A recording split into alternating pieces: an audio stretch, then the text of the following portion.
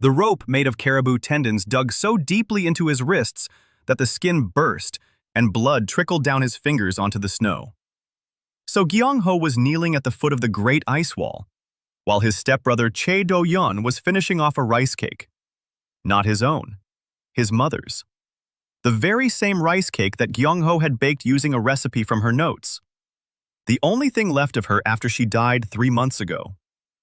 Do-yeon bit off half, chewed, spit it out into the snow right in front of Gyeongho's knees. The white rice porridge mixed with the red on the white, and it looked like a little flag. A flag of the end. Do-yeon said that his father had left everything to him because Gyeongho was the offspring of his second wife. He said that the North was merciful. He said that wolves would devour him overnight, and no one would say he'd killed a relative. Do-yeon didn't shout. He spoke calmly, like someone reading a delivery slip. That was the most repulsive part. Not the hatred, the bookkeeping. 2 guards from the Chae trading house approached from behind. One ripped the sable cloak off Gyeongho, the status of a collateral heir, the only thing separating him from the status of a vagrant. The second grabbed his right hand and, with a single swift movement, broke his little finger. It cracked so loudly that the caravan horses twitched their ears. Gyeongho didn't scream. He drew air in through his teeth, and the sound was quieter than the wind. Do-yeon nodded. He tossed the empty wineskin and flint onto the snow. He turned toward the caravan. He waved his hand without turning around. 20 wagons set off. The wheels creaked on the snow crust. Lanterns swayed in the wind. The light faded away. Gyeongho knelt in 40-degree frost, without a cloak, without food, with a broken finger, and at 47 units of frost breath on the imperial scale. 47 FB. Freezing. An ordinary person at this level dies within an hour without shelter. The Ravan turned into a string of dots, then a line, then nothing. Gyeongho spat blood onto the snow next to the mess left by his pie. He watched him go, and said calmly, without a tremor, that he would return to Hanran at Do-yeon's warehouses, and that Do-yeon would pay him rent. The wind carried his words away. No one heard them. It didn't matter.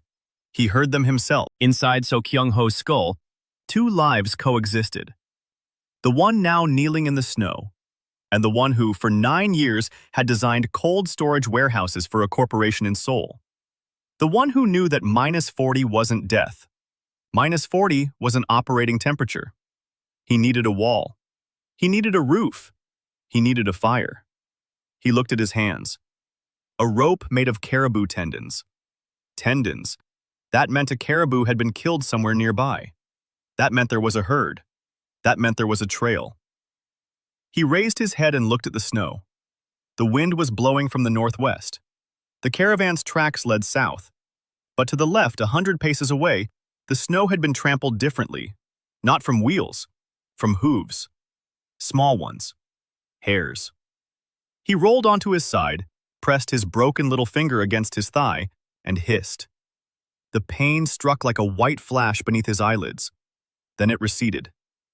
He clamped his little finger between his index and ring fingers and clenched his fist. A splint made from his own fingers. Not by the book. Out of necessity.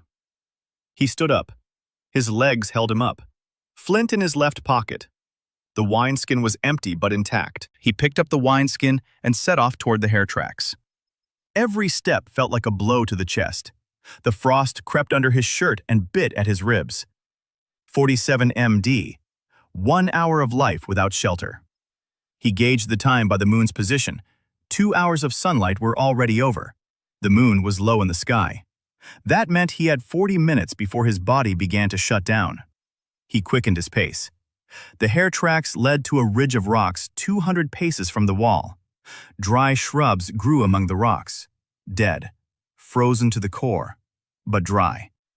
Gyeongho took out his flint. With his left hand. His right hand throbbed with pain. He struck the flint against a stone. The spark vanished into thin air. Again. And again. On the 7th strike, a dry twig caught fire. The flame was small and blue from the cold. He fed it a pinch at a time, twig after twig. 3 minutes later, he had a fire the size of his palm. And at that moment, something he hadn't expected happened. Something shifted inside his chest. Not pain, not warmth, a heaviness. As if someone had placed a hot stone right on his heart. The campfire's flame flickered. It reached toward his palms, not because of the wind, toward him. Gyeongho froze. He looked at his hands. On his left palm, a network of thin lines appeared beneath the skin. Orange, like cracks in cooling lava. They burned for 3 seconds and went out. The heaviness in his chest remained, and with it came knowledge. Not a word, not a voice, a sensation. He could feel the temperature of the stones around him, -38. He could feel the warmth of his own blood, +35 and falling. He could sense 2 hairs in a burrow under the rock to his right, 12 degrees above zero, alive, close by. Prometheus's furnace had awakened. He didn't know that name, not yet anyway, but he knew that the bonfire had given him something other than warmth, and that 47 units of frost breath had been half an hour ago.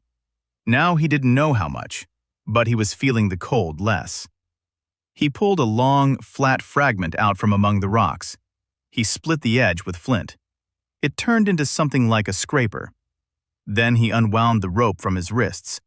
Caribou tendons, thin, strong, enough for 2 loops. He set the loops on a rabbit trail. He drove the scraper into the frozen ground like a peg. Then he returned to the fire. He tossed in some more brush. The fire grew. The heaviness in his chest stirred again. He felt how every burnt twig added something. A drop, a speck. He didn't understand the system, but he understood the direction. More fire, more strength. So he had to build. Gyeongho looked at the row of stones. 3 large boulders formed a semicircle. If he filled the gaps with smaller stones, if he covered them with branches and snow for insulation, if he built a fire inside, it would make a semi-underground shelter. Not a house, a burrow. But a burrow where he wouldn't die. He began hauling stones. His right hand barely worked. His left did the work of 2. An hour later, the walls reached his waist. 2 hours later, he had a roof of intertwined branches. 3 hours later, he was sitting inside by the fire, listening to the wind howling outside. The temperature inside was -15. Outside, it was -42, a difference of 27 degrees. In his past life, he had designed chambers with the same temperature differential for transporting frozen fish from Murmansk. The irony was so thick that he almost smiled. Almost. Because he remembered the mess from the rice paddy in the snow, and his little finger began to ache again. He clenched his fist. He looked at the fire, and repeated his promise to himself. Warehouses in Conran? Rent. Do-yeon would pay him rent. By morning, both hairs were hanging from the nooses. The first hair was small, 1.5 kilos. The second was larger. Gyeongho gutted both with the same stone scraper and hung the intestines on a branch. Intestines in the cold are like rope. The hide is insulation. The bones are tools. At -40, nothing goes to waste. He knew this from bushcraft, from the lectures on Sami winter shelters he'd attended in his past life, when his colleagues were drinking beer and he was packing his reenactment backpack for the weekend. Back then it was a hobby. Now it was all that stood between him and death. He impaled the carcass on a stick and hung it over the fire. Fat began to drip onto the coals. A sizzle, a smell, and again that jolt in his chest. Heavier than yesterday. He felt something turn inside him, like a gear that had caught on a tooth. A click. Warmth surged down his ribs toward his stomach and back up to his shoulders. He stopped shivering. Not gradually, all at once. It was -15 inside the shelter, and he felt fine. Not warm, just fine. Like wearing a light jacket in the fall. He looked at his hands. The lines hadn't appeared on his left palm, but his skin wasn't blue. Pink. Alive. He understood. 100 units. The threshold of the snow rank. His immunity to the cold had activated. How did he know the number? He didn't know for sure, but his body knew. Something in this blood remembered the scale. Like muscle memory left over from the previous owner. Gyeongho finished eating the hair. He decided not to touch the second one. He needed to smoke it, not eat it. Smoked meat keeps. Raw meat doesn't. Storage is time. Time is life. He expanded his shelter. He dug a pit in the frozen ground, an elbow's depth. He lined it with stones. He built a second fire inside, a small one. Smoky. He placed raw branches on top so the smoke would be thick. He hung the second carcass over the smoke. He covered the structure with a layer of snow, leaving a gap for the draft. He had made a smokehouse. Primitive, ugly, but it worked. 6 hours later, the meat had darkened and hardened. He took it down and sniffed it. The smell was just right. Pungent, resinous, and again that jolt in his chest. Stronger than from the campfire. The smokehouse offered more than just fire. A process, complexity, creation. The furnace inside him measured not the flame, but the work. He felt it the way an engineer feels when a system reaches its rated power. He couldn't see the numbers, but he knew by the sound. The sound was right. He ran his hand over the ground around the shelter. He sensed heat signatures. 2 hairs in a burrow 20 paces away. Another one 40 paces away. Some kind of large animal 100 paces to the northwest. -20 on the surface of its body. Dead.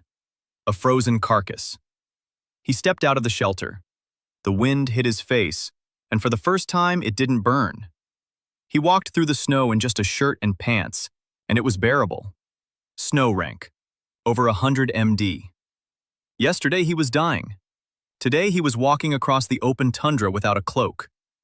The carcass turned out to be a reindeer. A large male. Its antlers were broken off. There were bite marks on its neck. Wolves had cornered it but hadn't finished it off. They'd abandoned it. Maybe someone had scared them off. Maybe they were full. Gyeongho examined the carcass. The meat was frozen solid all the way through. In his past life, he'd worked in temperatures like this every day. -40 is the ideal deep freeze. The meat was preserved as if in an industrial freezer. He began to butcher it. The stone scraper was a poor knife, but Gyeongho knew where to cut. The joints, the tendons, the peritoneum.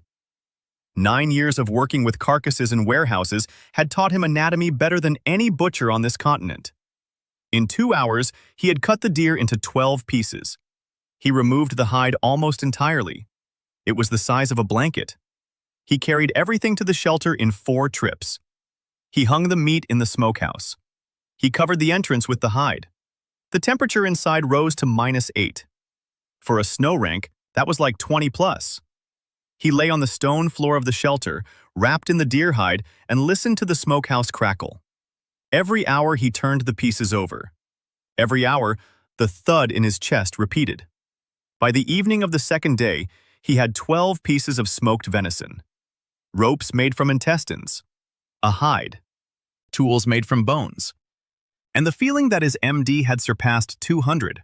His body felt different, not stronger, denser, as if his muscles had gained not mass but weight.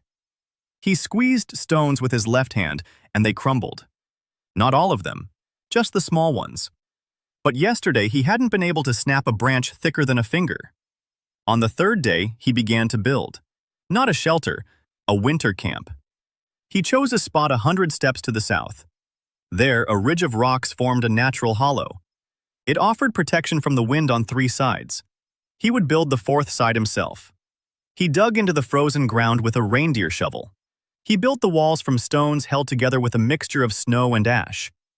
In the cold, this mixture set like cement. He knew this from the blueprints of Yakut huts. He covered the roof with 3 layers of branches. He packed snow between the layers. On top, he laid a reindeer hide. He built the stove out of flat stones following the Sami model. The chimney was made of hollow bones and stones. The fire was weak, but the smoke was escaping. That was the main thing. Smoke inside means death. Smoke outside is a signal. By evening on the 3rd day, the winter shelter was ready. 3 meters by 2, as tall as a person. The stove was in the corner. A smoke chamber by the entrance. On the floor was a layer of dry moss he'd found under the stones. He lit a fire in the stove. The stones heated up within an hour and began to give off heat. The temperature inside rose to +4. Plus. For the first time in 3 days. The surge in his chest was so strong that Gyeongho doubled over. The lines on his left palm flared orange and burned for 5 seconds. He could feel everything. Every stone in the walls. Every crack through which heat escaped. The winter shelter was an extension of himself. Not a metaphor. Literally. He felt it as if it were his own skin. And the MD jumped. He didn't know the exact number, but he knew that in the morning he'd lifted a rock he hadn't been able to budge the day before. On the 4th day, he set 6 snares along the hare trails and 1 large one along the deer trail. He hung smoked meat inside the winter shelter. He filled a wineskin with snow and placed it by the stove. As the snow melted, water. He drank and felt his body soak up every sip. Outside, it was -43. Inside, +6.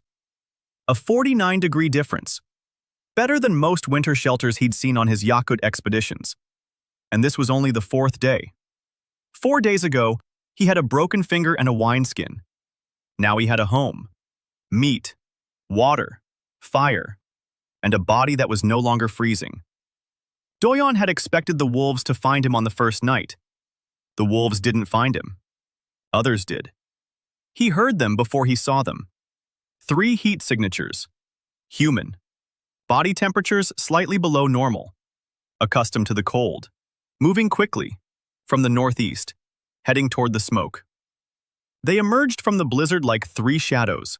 White pelts draped over their shoulders. Spears made of bone and iron. Their faces covered with wolf fur bandages. Gyeongho stood at the entrance to the winter hut, chewing on a smoked hare. He had seen their heat signatures a minute before they appeared. 3 bodies. One was warmer than the other 2. The leader. He didn't run. He didn't hide. There was nowhere to go, and no reason to. Running in -40 from those who live in -40 isn't a plan. It's a way to die of exhaustion. The first figure stopped 10 paces away. The second and third spread out to the flanks. A classic trio. A herding formation. He'd seen this in documentaries about Inuit hunting. Only back then they were herding seals, not him. The leader pulled the bandage from her face. A woman, about 28 years old. Cheekbones sharp as blades. A scar running from her temple to her chin, on the left. Her eyes were gray with a yellowish tinge. Wolf-like. She thrust her spear into the snow at his throat. The tip stopped a finger's width from his Adam's apple. Gyeongho didn't back down. Not because he was brave, because he knew. If you back down in front of a predator, it will pounce. It worked with wolves. It should work with people who live among wolves too. The woman said something in the northern dialect, sharply, briefly. He didn't understand a word. The body of its former owner didn't know that language.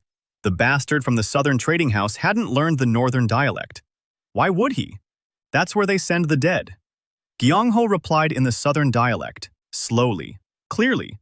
He said he wasn't an enemy, that he had meat, that he was inviting her to the fire. The woman narrowed her eyes. She understood the southern dialect. Not all of it, but it was enough. She removed a crystal on a leather cord from her belt, an imperial crystal seal. So even in the north they use them. So the MD system works everywhere.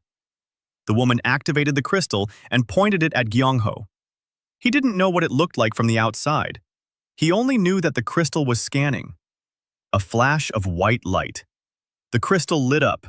Numbers appeared inside like cracks in ice. 412. Frostbite. The woman froze. Gyeongho saw her pupils dilate. He saw her fingers on the spear shaft turn white from the grip. He saw the second hunter behind him take half a step back. The third didn't move, but gripped the spear with both hands. 412. FB. He didn't know if that was a lot or a little for the north, but he understood from their reactions. A lot. The woman activated the crystal again. She was checking her own power. 380 MD. Gyeongho saw the number reflected in her eyes. The tribe's chieftain. He could tell by the way the other two were looking at her, by the way they stood, slightly behind her, with their heads slightly bowed. The chief and the stranger, who was supposed to have died overnight at the ice wall, had 32 more points. The silence lasted 5 heartbeats. Then the woman slowly pulled the spear out of the snow. She didn't put it away. She held it horizontally, between them, like a barrier, not a weapon. She asked in broken southern dialect who he was. Gyeongho said he was a builder. She asked what he was building. He nodded toward the winter hut behind him, said it was a hotel. He invited them in while it was still warm. The chief didn't smile, but she lowered her spear. That meant more than a smile. They went inside, all 3 of them. They crouched at the entrance. It was cramped inside. 4 people in 3 square meters, but it was 6 degrees above zero, and it smelled of smoked meat. Gyeongho saw how the third hunter, the youngest, looking about 17, closed her eyes and simply breathed it in. Warmth. For someone who lives at -40, warmth isn't comfort. It's a miracle. He placed 3 pieces of smoked venison in front of them. They didn't touch them. The chieftain looked at him. She waited. He understood. The host eats first. If the meat were poisoned, the host would die first. He took a piece and took a bite. He chewed slowly. He swallowed. He waited. A minute later, the chief nodded. All 3 began to eat. They ate greedily, quickly, not out of hunger, out of habit. In the north, they don't savor their food. They shove it down until it's taken away. While they ate, Gyeongho watched. The chieftain was wounded, her left shoulder, an old wound. He saw a thermal anomaly, inflammation, chronic, an arrowhead or a bone fragment, lodged inside, aching. She hit it well, but when she reached for the meat with her left hand, her fingers trembled. The second hunter was healthy. The third, the youngest, was limping on her right leg. Second-degree frostbite on her foot. Gyeongho could tell by the color of the thermal signature. A cold spot. The tissue was dying. If she didn't get warm in the next few days, she'd lose her toes. He pointed to the youngest girl's foot. He said in the southern language that he could see frostbite, that he could help. All 3 froze. The chief placed her hand on the hilt of her knife. She asked how he knew. Gyeongho didn't lie. He said he could see heat. Heat everywhere. Everywhere. Silence. Then the chieftain slowly removed her hand from the knife. She said a single word in the northern language. Gyeongho didn't understand it, but he knew from her tone. It wasn't a curse. It was an acknowledgement. Something like a word for a person touched by fire. He approached the youngest girl. She pulled her foot away. The chieftain told her that something sharp. The younger girl froze. Gyeongho removed the leather bandage from her foot. Her toes were white, 2 out of 5, the ring toe and the little toe. He placed his palm on her foot and activated what did not yet have a name. A warm palm. Heat flowed from the center of his chest up his arm, into his fingers, and into her flesh. He felt the blood in the younger sister's foot begin to move. He felt the ice in her capillaries melt. He felt the tissue turn from white to pink. The younger sister cried out, not from pain, from sensation. When frostbitten flesh comes back to life, it feels like 1,000 needles at once. Gyeongho held his hand there for 3 minutes. Then he withdrew it. His younger sister's toes were red, alive. She wiggled them, all 5. She looked at Gyeongho the way people look at those who have brought back the impossible. The chieftain stood up. She walked out of the winter hut. Gyeongho could hear her standing outside, breathing, heavily. A minute later, she returned. She sat down across from him. She introduced herself. Yoon Dae-rum, the Sulfa clan. 140 souls. Winter quarters in caves near the glacier, a 2-day journey to the northeast. The children are sick. The elders are dying. Every winter they lose 20 people. Every spring they bury them in ice pits because the ground doesn't thaw and they can't dig. She didn't ask for help. Northerners don't ask. She was stating the facts, like a military report. But Gyeongho heard what lay behind the facts. 140 people. 140 potential sources of warmth. Each one a 1% return on investment. If he keeps them warm, if he feeds them, if he builds them homes. This isn't charity. It's an investment. He hated himself for thinking that way. And at the same time, he knew that was exactly how he had to think. Because if he doesn't survive, everyone would die. Both him and them. He needed strength. Strength in people. People kept warm. The circle was complete. He told Darren that he could build winter shelters for her clan. He could teach them how to smoke meat. He could treat frostbite. In return, he needed people. Hunters. Porters. Those who knew the land. Darren looked at him for a long time. Then she asked why. Gyeongho replied that he was building a city. She didn't laugh. It was important. She nodded.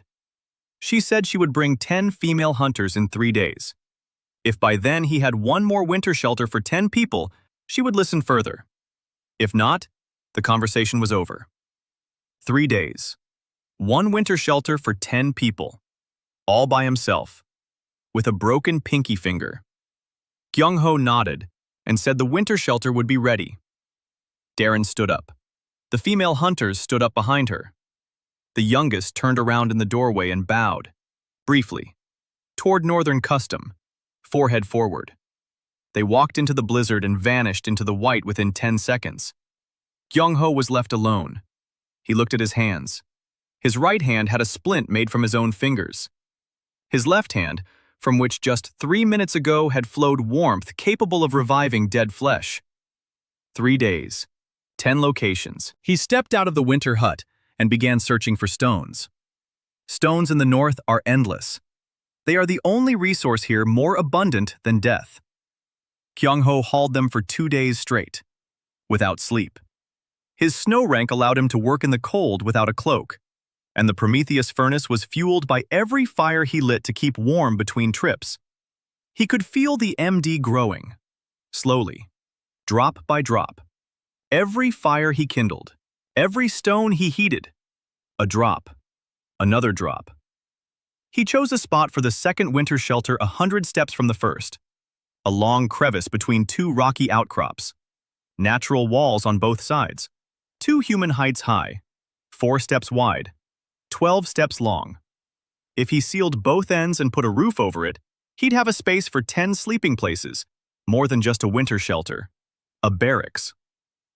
He worked from memory, the blueprints of Yakut balagans he'd studied for the reconstruction. A long, semi-subterranean house. Stone walls in 2 layers with a layer of packed snow and ash in between for insulation. A roof of layered branches reinforced with horizontal crossbeams made of, on top, 2 layers of animal hides. And snow on top of that. He placed the stove in the center, not against a wall, but right in the center. A stone chimney made of flat slabs rose to the ceiling and exited through an opening to the outside. The draft was created by the temperature difference. The colder it was outside, the stronger the draft. In the north, the draft always worked. It was the only thing that worked well up north. By the end of the second day, he couldn't feel his hands. Even with the snow rank, 2 days of non-stop work at -40 was the limit. The little finger on his right hand throbbed so hard that the pain made his vision go dark. But the winter shelter stood, 12 meters long, 4 wide, 10 stone sleeping platforms covered with moss, a stove in the center, a smokehouse by the northern entrance, a shed for drying hides by the southern entrance. He lit a fire in the stove.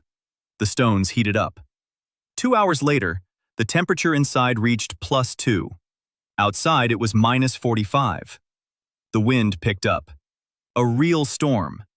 And at that very moment, Prometheus's furnace struck. Not a jolt, a blow, like a sledgehammer to the sternum. Gyeongho fell to his knees. The lines on both his palms flared orange and wouldn't fade. He could feel the winter shelter. Every stone, every crack, every degree. The new winter shelter connected to him like a terminal to a server. The first winter shelter was a point. The second was a line. An invisible thread stretched between them. He could sense both at the same time. the temperature in both, the strength of the walls, the draft in the pipes, everything.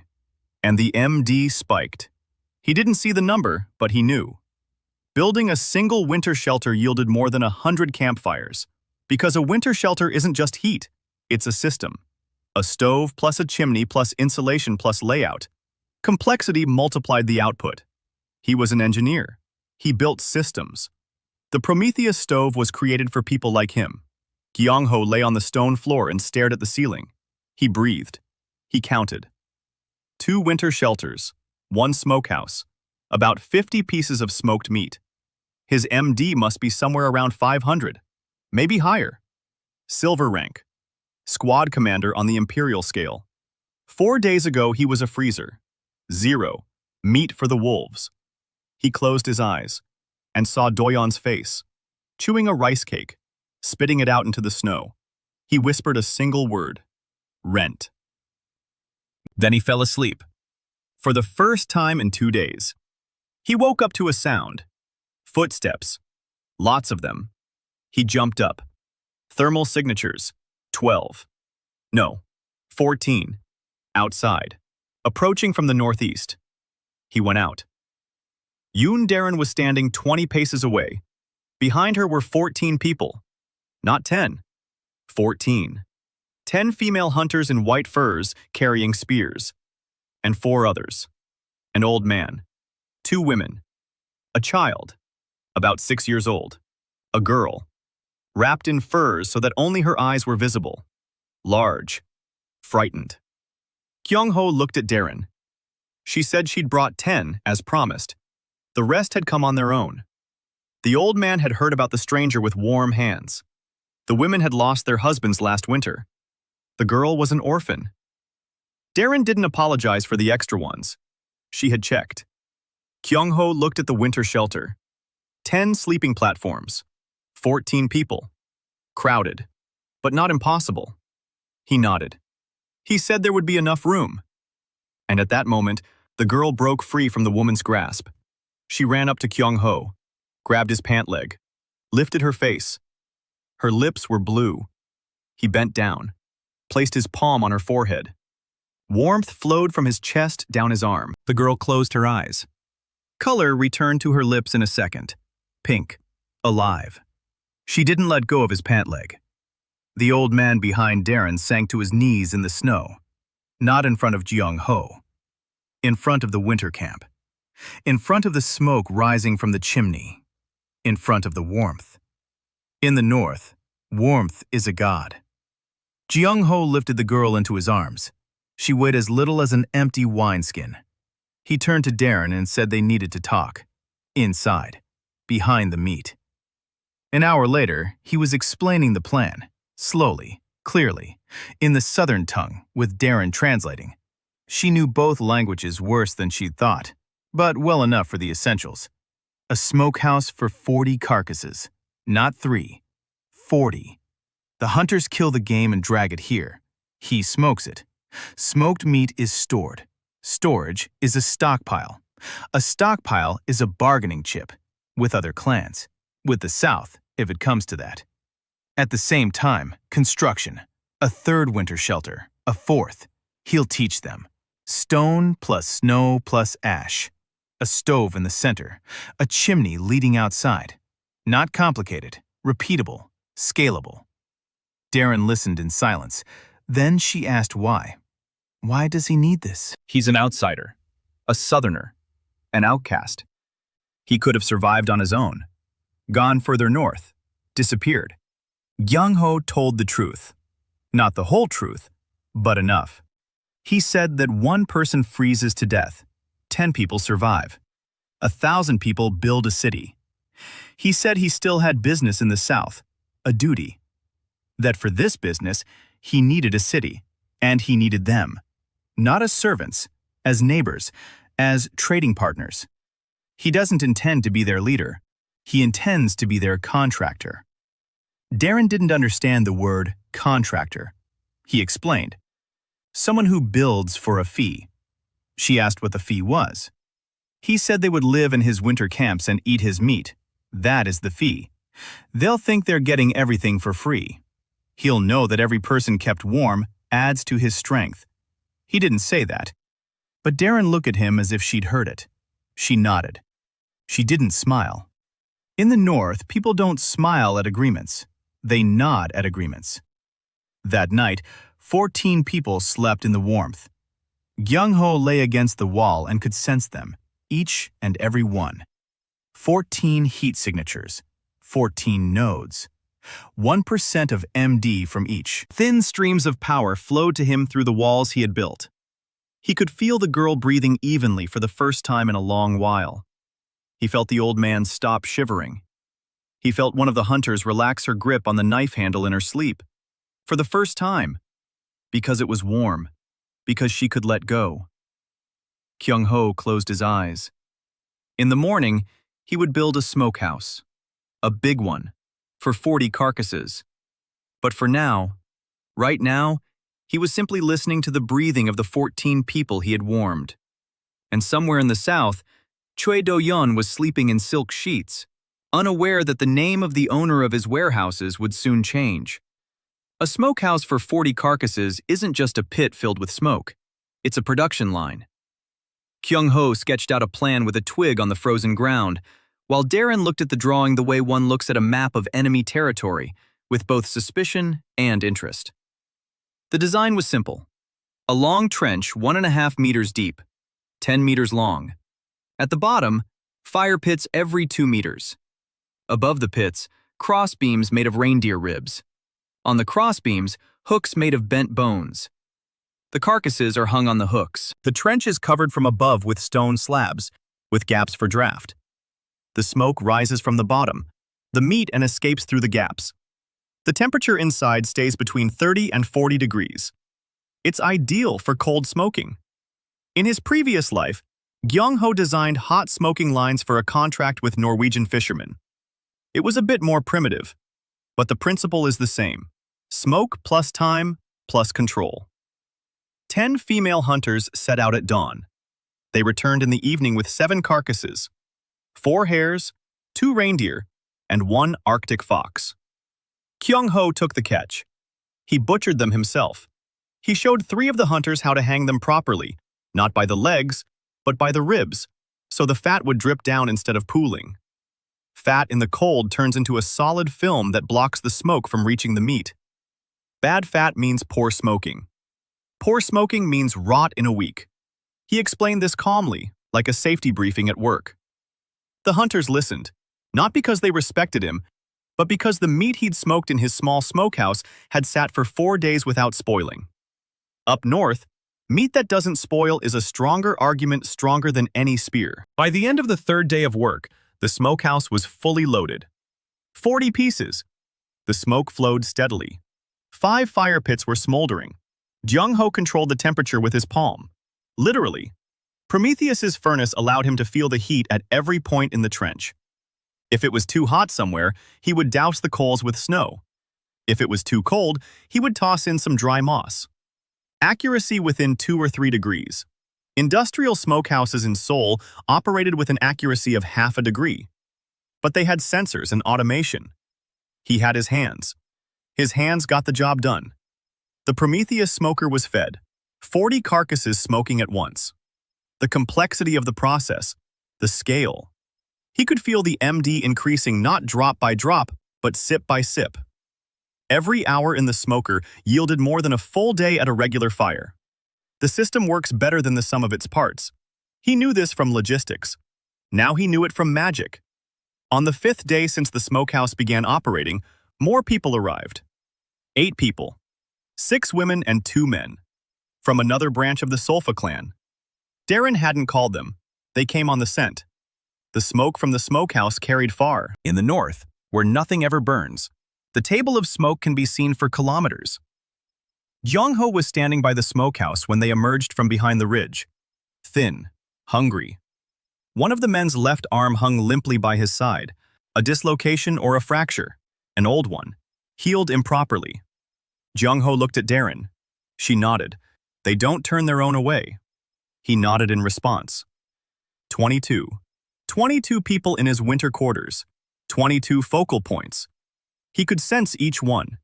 Thin threads of power flowed toward him constantly, in the background, like the hum of the ventilation in a server room. You don't notice it until it's gone. He wasn't building the third winter shelter alone this time.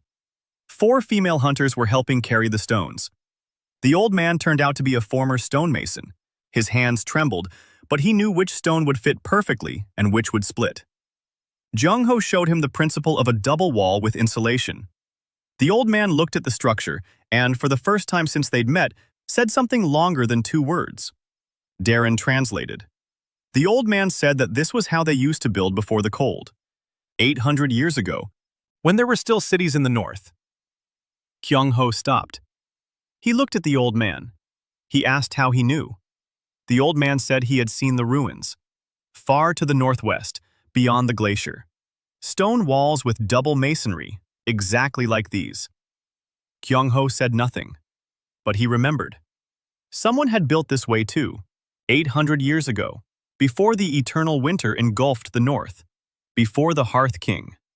He pushed that thought to the back of his mind. Now was not the time. Now it was all about the walls. By the end of the second week, he had 3 winter camps, 22 residents, a smokehouse running at full capacity, and a 20-day supply of smoked meat. Darren called a council meeting. 10 senior hunters. They sat by the stove in the large winter hut. Gyeongho sat against the wall. Not in the center.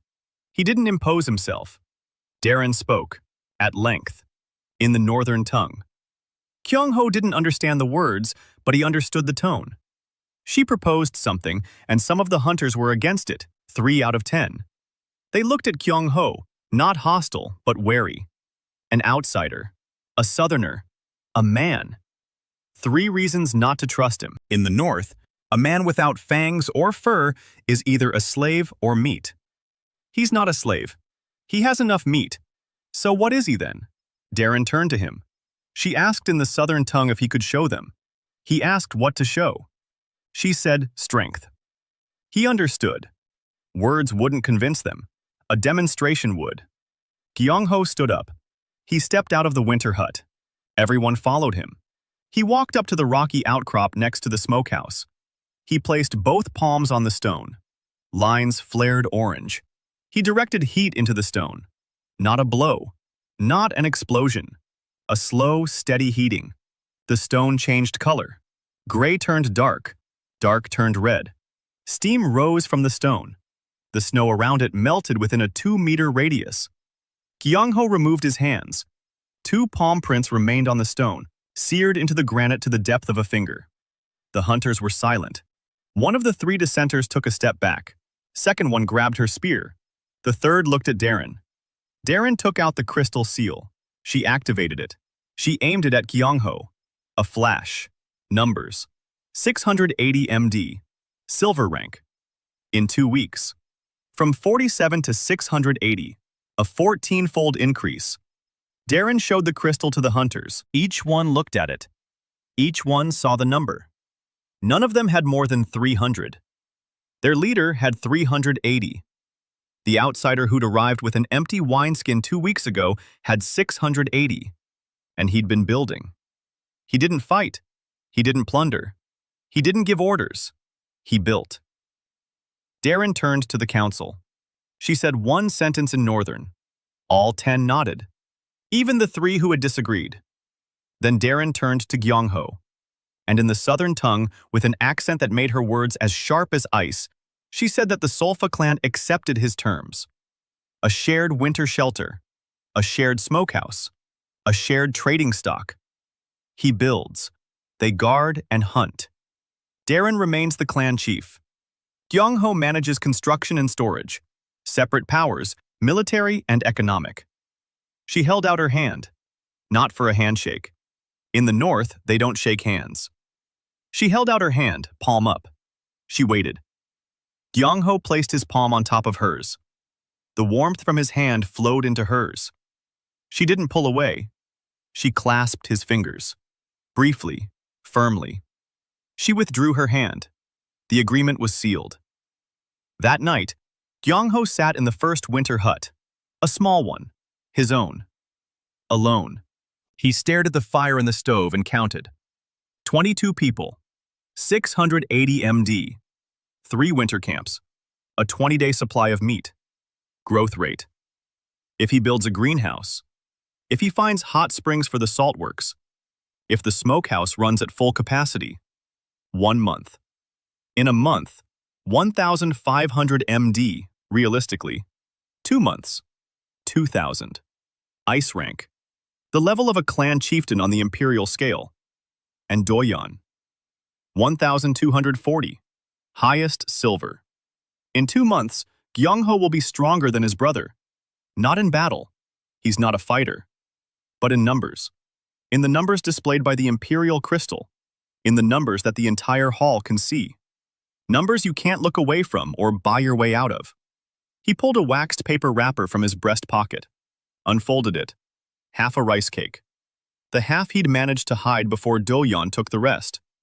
Dried out, hard as stone from the frost. He didn't eat it. He wrapped it back up. He put it back in his coat pocket. This isn't food. It's a receipt. And somewhere in the south, in Hanran, Cho Doyon received the first report from the scouts at the wall. The bastard didn't die. The bastard is lighting fires. Doyon read it. He laughed, crumpled the paper, threw it into the fireplace. In a month, he'd stop laughing. Gyeongho is building a smokehouse for 40 carcasses and a 3rd winter camp. The population has grown to 22 people. MD has reached silver rank level 680. The Sulfa clan officially accepts the alliance, shared authority with Deden. Doyon receives the first report of a surviving bastard and doesn't take it seriously. Glass begins with sand. There is no sand in the north. There is gravel. There is crushed stone. There is dust from rocks that the wind blows into every crevice. But Gyeongho knew that quartz sand could be obtained by crushing a certain type of rock, white with veins, milky quartz. He had seen such stones in the ridge west of the settlement. He had detected them via their thermal signature. Quartz retained cold differently than granite. It was denser, smoother, like glass in a display case. Because it was glass. He just didn't know it yet. In the 3rd week, Gyeongho sent 4 hunters out to find quartz. Deden asked why. He said one word: greenhouse. She didn't know what that was. He explained, a house for plants. Walls made of glass. Glass lets light through but retains heat. Inside you can grow grain, vegetables, grass for livestock. Darren was silent for a long time. Then she said that nothing grows in the north. Nothing has grown there for 800 years. He said that they hadn't built greenhouses in the north. These were 2 different statements. Darren looked at him with that look he had already learned to read. Not distrust, anticipation. Prove it. The hunters brought quartz, 30 kilograms. Gyeongho crushed it with a stone hammer for 2 days. The dust choked his lungs. He wrapped a strip of hide around his face. He worked. When the quartz had been reduced to fine crumbs, he mixed it with potash. He'd obtained the potash from ash. 3 winter camps had kept fires burning every day. There was plenty of ash. He soaked the ash in melted snow. He boiled it down on the stove. The residue was white and caustic. Potash. Potassium carbonate. Flux. It lowers the melting point of quartz from 1,700 degrees to 1,100. 1,100. His palms wouldn't withstand that kind of heat. An ordinary campfire reaches 700 to 800. He needed a furnace, not a stove for a dwelling. A smelting furnace. With forced draft. With bellows. He didn't have any bellows. He had reindeer hides. He sewed a bag out of 2 hides. He tied it to a wooden frame. The result was something like a blacksmith's bellows. Rough, but it pumped air. He built the smelting furnace out of the densest stones he could find. The walls were 3 layers thick. The inner layer was coated with clay he'd found under a glacier a 2-hour walk to the north. The clay froze instantly in the cold, but inside the furnace, when heated, it sintered together. It turned into ceramic. It retained the heat. He loaded a mixture of quartz and potash into the furnace. He lit the fire. He pumped the bellows for 6 hours straight. 4 female hunters took turns at the bellows. He stood by the furnace, his hands resting on the walls. Prometheus's furnace added heat. Not much, but enough. The difference between failure and glass is 50 degrees. He provided those 50 degrees. The mixture inside began to settle, melting. He saw through thermal vision how the temperature at the center of the furnace had surpassed 1,000. The quartz had become liquid, an orange spot in the center of a white world. He opened the damper. The molten glass flowed into the clay mold. Slowly, thick as honey, hot as a star. The hunters stepped back. One covered her face with her hand. They had never seen molten stone. For them, it was the end of the world as they knew it. Stone doesn't melt. Stone is eternal. And this southerner had taken a stone and turned it into water. The glass cooled for a full day. Gyeongho didn't sleep. He monitored the temperature. If it cooled too quickly, it would crack. If too slowly, it would become cloudy. He held his palms over the mold and slowed the heat transfer, steadily, degree by degree. In the morning, he removed the first sheet of glass from the mold, 20 by 30 centimeters, as thick as a finger, slightly cloudy, full of bubbles, warped at the edges. The worst glass in the history of glassmaking, and the most precious thing in all of Holgard's north, because there was no glass in the north, none at all, for 800 years. He held the sheet up to the sky. Light was visible through the glass, faint, 2 hours of sunlight a day, but light nonetheless. Darren stood nearby. She watched. She said nothing. Then she raised her and touched the glass with her fingertips, the way one touches the face of a dead child, in disbelief. She said it felt like ice that wouldn't melt. Gyeongho nodded. He said that was an accurate description, and that he needed 60 more sheets like that for the greenhouse. Darren asked how much quartz. He said a ton. She nodded and left. 3 days later, 12 hunters dragged in a sled loaded with quartz. While Gyeongho was building the greenhouse, Cho Min-jae turned up on his own. Or rather, Gyeongho found him. A heat signature on the edge of the settlement. Weak, fading. A man was freezing, 50 paces from the smokehouse. Gyeongho went out to him. A man in his 40s, an imperial uniform under a tattered raincoat. His face was gray. His lips were blue. MD around 30. Freezing. Another half hour and he'd be a corpse. Gyeongho lifted him up, dragged him into the winter hut, laid him by the stove. A warm hand on his chest. The heat seeped inside. The man's heart was pounding erratically. Then it steadied. He opened his eyes. He looked at Gyeongho. Speaking in a pure Southern Court dialect, he said he was grateful for being saved, and that his name was Cho Min-jae, former quartermaster of the 6th Imperial Garrison. He had been exiled for embezzlement. Gyeongho asked what it was for. Myung-jae said he had stolen 200 gold pieces from the Winter Equipment Fund. Gyeongho asked why. Myung-jae said the soldiers were freezing while the commander was buying wine. He had diverted the money to buy wool. They considered that embezzlement. They considered him a thief. Gyeongho looked at him. A bureaucrat. A quartermaster. A man who knows how to account for supplies, distribute stockpiles, and fill out imperial forms. There are thousands like him in the south. In the north, none. Until today. He asked Min-jae if he knew how to keep inventory records for a warehouse stocked with smoked meat, salt, and glass. Min-jae blinked. Then he sat up straighter. Then he said he could keep track of inventory of any complexity if given paper and ink. Gyeongho said there was no paper. There was birch bark. No ink. There was soot. Min-jae nodded. He said that soot and bark were a challenge, but not an obstacle. Gyeongho almost smiled. For the second time ever. Almost. By the middle of the second month, the settlement had changed. 3 winter shelters. The smokehouse was running at full capacity. The smelting furnace operated every other day. Sheets of glass were stacked against the west wall. 30 pieces. Half of what was needed. Min-jae is sitting in the first winter hut, keeping track of things on birch bark and cursing the soot that keeps smudging. The population has grown to 35. 13 more have arrived from the distant branches of Sulfa, along with 3 loners who belong to no clan. Fugitives. Outcasts. Those whom the North hadn't killed but had gnawed down to the bone. Gyeongho accepted them all. Every person is a node. 35 nodes. 35 thin streams of power. MD had surpassed 1,000. He could feel it in the weight of his own body, by the speed of his reactions, by the way the stones crumbled in his palms, no longer small but medium-sized, by the way his thermal vision had expanded to 100 meters. And then the hot springs came. They didn't come. He found them. A thermal anomaly 4 kilometers to the northwest.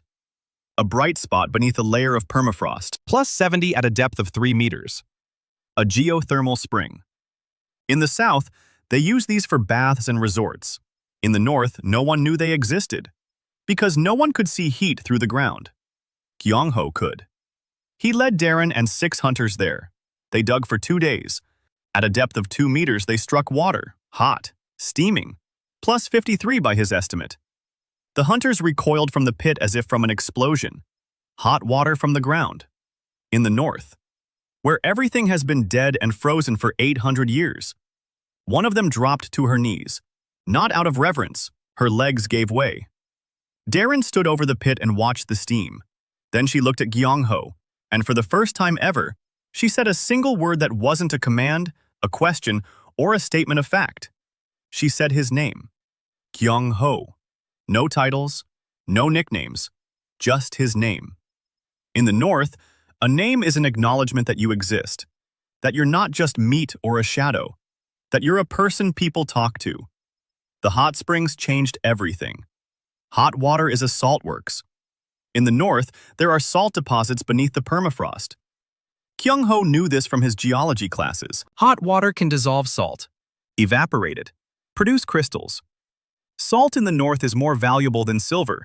The south sells it for 10 gold pieces per sack. The cost price is 1,000% markup. And the north pays because without salt, there's no preservation.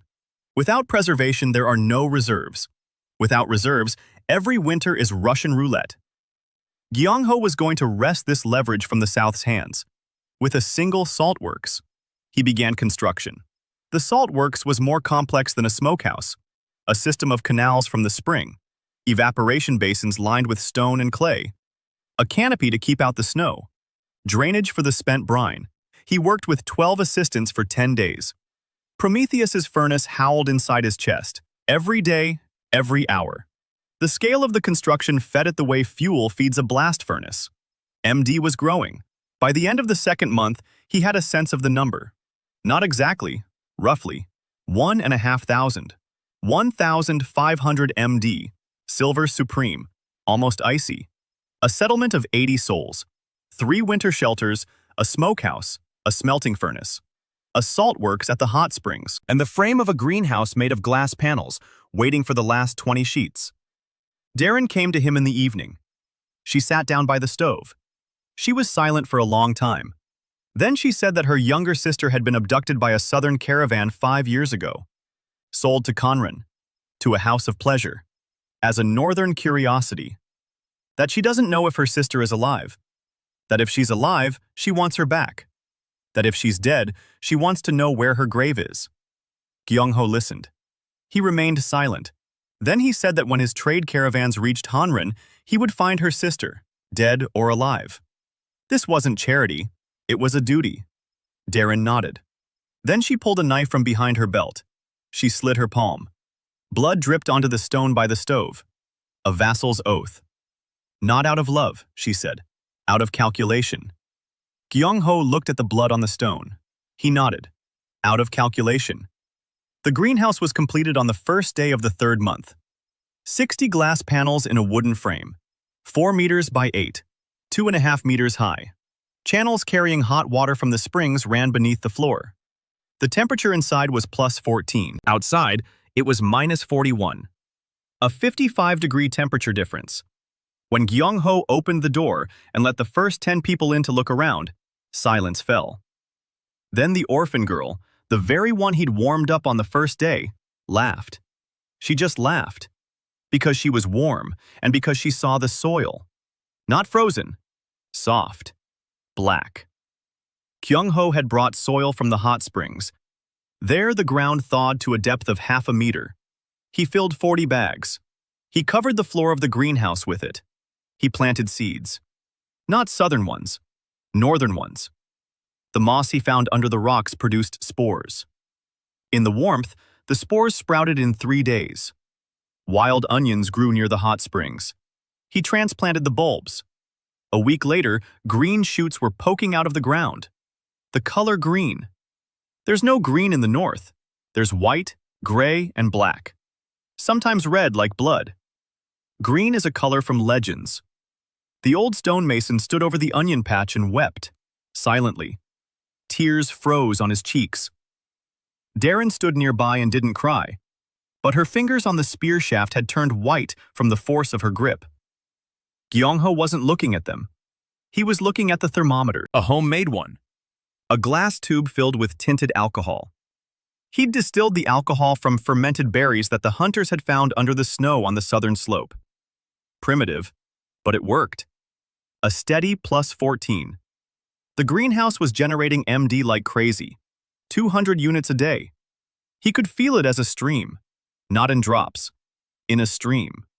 A constantly running heating system, plus living plants, plus people who came in to warm up. Prometheus's furnace treated this as a system, not the sum of its parts, but the product. A multiplier for complexity, a multiplier for scale, a multiplier for life. Because a living plant isn't dead meat in a smokehouse. It's heat. Heat generating heat. A cycle.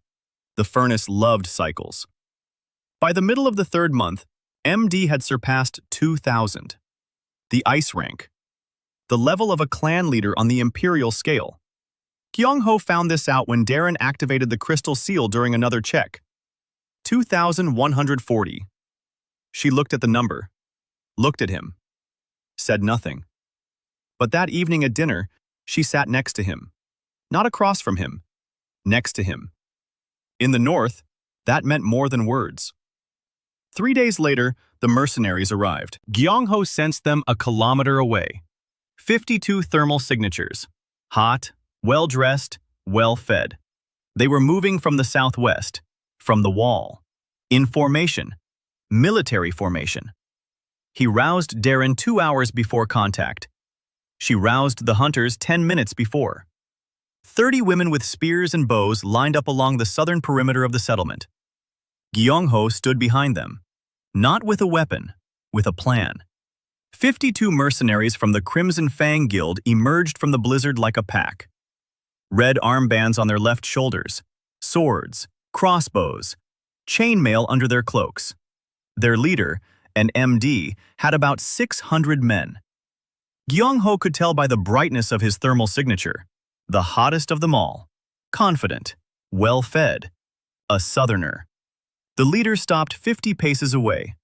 He shouted that they had come on behalf of the Chui trading house, that the outsider who had taken this land must leave, or they would be removed, that the northern savages could disperse and they would be left alone. Darren spat into the snow. In the north, that's an answer. The leader understood. He raised his hand. The mercenaries moved forward, and Gyeongho put his plan into action. Not a military one, an engineering one. He'd been preparing it for 3 days. Ever since he sensed the first group of scouts near the wall, 2 of them, light, quick signatures, reconnaissance. He didn't try to catch them. He began to prepare. Between the settlement and the southern approach lay a hollow, 200 meters of open space. The mercenaries would have to pass through it. For 3 nights in a row, Gyeongho had been pouring water from hot springs into the hollow. The water spread across the snow, seeped downward, and froze, layer by layer. He created an ice rink. 200 meters of smooth ice dusted with fresh snow, invisible. The mercenaries entered the hollow at full speed. The front ranks slipped and fell. Those behind crashed into those in front. Their formation fell apart in 4 seconds. 52 men on the ice, without footing, without formation, without an advantage. Dern didn't wait for a command. 30 archers fired a volley. Not at the men, at the supply train. 20 arrows pierced the supply wagons. 3 wagons burst into flames. Gyeongho had taken care of that too. The female hunters dipped the arrowheads in fat and set them alight with torches. The supply train was burning. Food was burning. Warm clothing was burning. The mercenaries in the ravine watched as black smoke rose behind them. The leader got to his feet. He slipped. He fell. He got up again. He was a warrior, not a coward. But he had come to war and ended up in an industrial accident. Gyeongho walked to the edge of the ravine, alone, unarmed. He stood so that all 52 could see him, and he spoke, loudly, steadily, in the southern dialect. He said their supply train had burned down, that it was a 4-day journey to the wall, that without food and warm clothes, in the freezing cold at -40, they wouldn't last even 2 days, that he was offering them a choice. They could stand their ground and fight. 30 hunters would kill half of them. The other half would freeze to death at night. Or they could lay down their weapons, enter his settlement, warm up, eat, and leave in the morning with a supply of meat for the road. Silence. Wind. The crackling of the burning supply train behind them.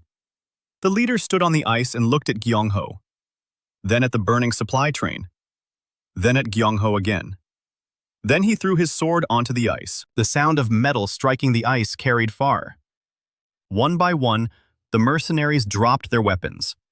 52 swords, 20 crossbows, knives, chainmail. Gyeongho watched and counted. Iron, 200 kilograms. In the north, iron is more valuable than gold. Doyon had sent him 200 kilograms of iron of his own free will. An hour later, 52 mercenaries were sitting in the winter camps. They ate smoked venison. They warmed themselves by the stoves. 6 had been wounded by arrows, superficial wounds. Gyeongho treated them with his warm palm. Each one he healed looked at him the same way, with confusion. You shot at us. Now you're healing us. Why? Gyeongho didn't explain. Why? Because every person he warmed was a connection. Because the mercenaries would return to the south and tell everyone that there's a city in the north, that it's warm there, that its founder is stronger than their commander, that he offered food to those who came to kill him. This isn't mercy. It's marketing. The mercenary leader introduced himself, some southern name that Gyeongho didn't remember. But he did remember one thing. The leader said that Cho Do-yeon had paid them 400 gold pieces for the bastard's head. And that for 400 gold pieces, he wasn't willing to freeze to death on an icy rink, but for 1,000, maybe. Gyeongho asked how much it would cost to switch sides. The leader said that mercenaries have no other side. There's a price. Gyeongho nodded. He said he'd remember. In the morning, the mercenaries left, without weapons, with meat. 52 men were heading south, carrying his smoked meat in their bellies and his story in their minds. Gyeongho stood at the edge of the ravine and watched them go. Behind him, Darren quietly said that he was strange, that any chieftain would have killed them, that she would have killed them. He replied that a dead mercenary is a corpse. A living mercenary is advertising. Prometheus's furnace received more that day than from any other structure. 52 people warmed in his winter quarters, even if only for one night. 52 temporary nodes. MD jumped to 2,400. Ice rank confirmed. Doyon in the south had 1,240. Gyeongho was twice as strong as his brother, and his brother didn't know it yet. Son Arim arrived on the 17th day of the 4th month. Alone. Barefoot. With a bag of glass shards on her back. Gyeongho saw her thermal signature from 300 meters away. Weak. Fading. Like a candle in the wind. He ran. For the first time since he'd been in the north, he ran. Because the signature was small, childlike, and fading. She was lying face down in the snow when he reached her. 17 years old. She weighed as much as a 12-year-old. Her bones jutted out from under her skin. Her hands were covered in burns, old and new. A glassblower. Her hands are always burned. He turned her over, placed his warm palm on her chest. The heat seeped inside. Her heart was beating. Barely, but it was beating. He carried her 400 meters to the winter hut. She weighed nothing. Inside by the stove, he fed her broth made from smoked meat. One spoonful at a time. She swallowed without opening her eyes. An hour later, she opened them. She looked at him. She said in the southern dialect of the eastern foothills that her town had been burned down by southern soldiers on the orders of Prince Sonje for non-payment of taxes. 32 houses, 111 residents, all dead. She had survived because she'd been sitting in a pit beneath the workshop, in the pit where she used to melt sand. The fire passed over her. She waited it out. She climbed out. She saw the ashes. She gathered the shards of glass, the only thing left of the workshop, and she headed north. Because there was nowhere to go in the south. Gyeongho listened. He was silent. Then he said she needed a workshop. She looked at him. She didn't understand. He repeated himself. A workshop. For glass. Here. He'd show her where the quartz was. He'd provide a furnace. He'd provide assistance. All she had to do was make glass. She blinked. Then she began to cry. Quietly. Silently. Tears streamed down her scorched cheeks, and he could see with his thermal vision how the salty moisture stung her fresh burns. He didn't try to comfort her. Comfort is a luxury for those who have time. They didn't. He said they would start building tomorrow. A week later, Aram stood at the melting furnace and poured glass. Not cloudy, clear, smooth, bubble-free. Gyeongho made an engineer's glass. She made a master's glass. The difference was visible to the naked eye. Her sheets were thinner, stronger, and more transparent. She knew sand as well as he knew the cold, by feel, by smell, by the sound of molten quartz settling into the mold. In 2 weeks, she produced 40 panels. Gyeongho began building a second greenhouse, a large one, 3 times the size of the first, 12 meters by 8, with double glazing for better insulation. Aram looked at the blueprint and asked if they could make a lens. Gyeongho paused. He looked at her. He asked what kind. She said that if you curved the glass in a certain way and placed it in front of a fire, it would focus the light into a single point. She'd seen it in a book, in the old master's workshop. The book had burned, but she remembered the drawing. Gyeongho was silent for 10 seconds. A lens. This 17-year-old girl from a burned-down town was inventing optics, all on her own, from the memory of a single illustration in a burned book. He said a lens was possible, and that later they would make a telescope. She asked what a telescope was. He said it was a thing that lets you see far away, very far away, like the stars, or an enemy army 20 kilometers away. She nodded, and for the first time since they'd met, she smiled. A small, crooked smile on her scorched face. Gyeongho felt a twinge. Not pain. Something else. He recognized that feeling. Responsibility. Not like the responsibility for the hearth, but for a person. She reminded him of the sister he'd never had, neither in this life nor in the last. He knew this was his blind spot. He knew that if Doyeon found out, she would strike right here. And yet he couldn't do otherwise. The 5th month began with a union. 3 clans, Sulfa under Darren's command, the Torg clan from the northwest, 40 fighters. Their chieftain, a one-armed old man named Gon, had joined after 2 of his scouts tasted smoked meat from a caravan trade and said it tasted like life itself. And the Verho clan from the northeast, 60 souls. Their chieftain, a young woman named Bo, had joined because she'd lost half of her clan the previous winter and had no intention of losing the other half. 3 chieftains, 3 clans, 240 people.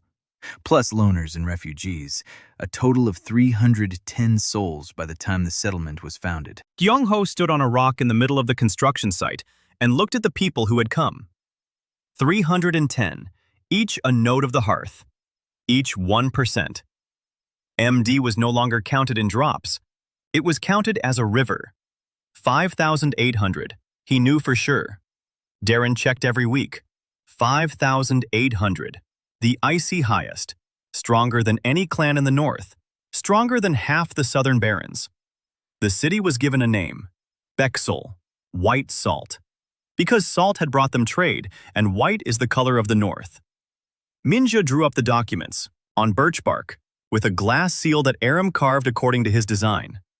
The city charter, trade regulations, a cadastral map, all modeled after the imperial standard. Because when the South comes, and it will come, the paperwork must be flawless. The first trade caravan set out for the South in the middle of the 5th month.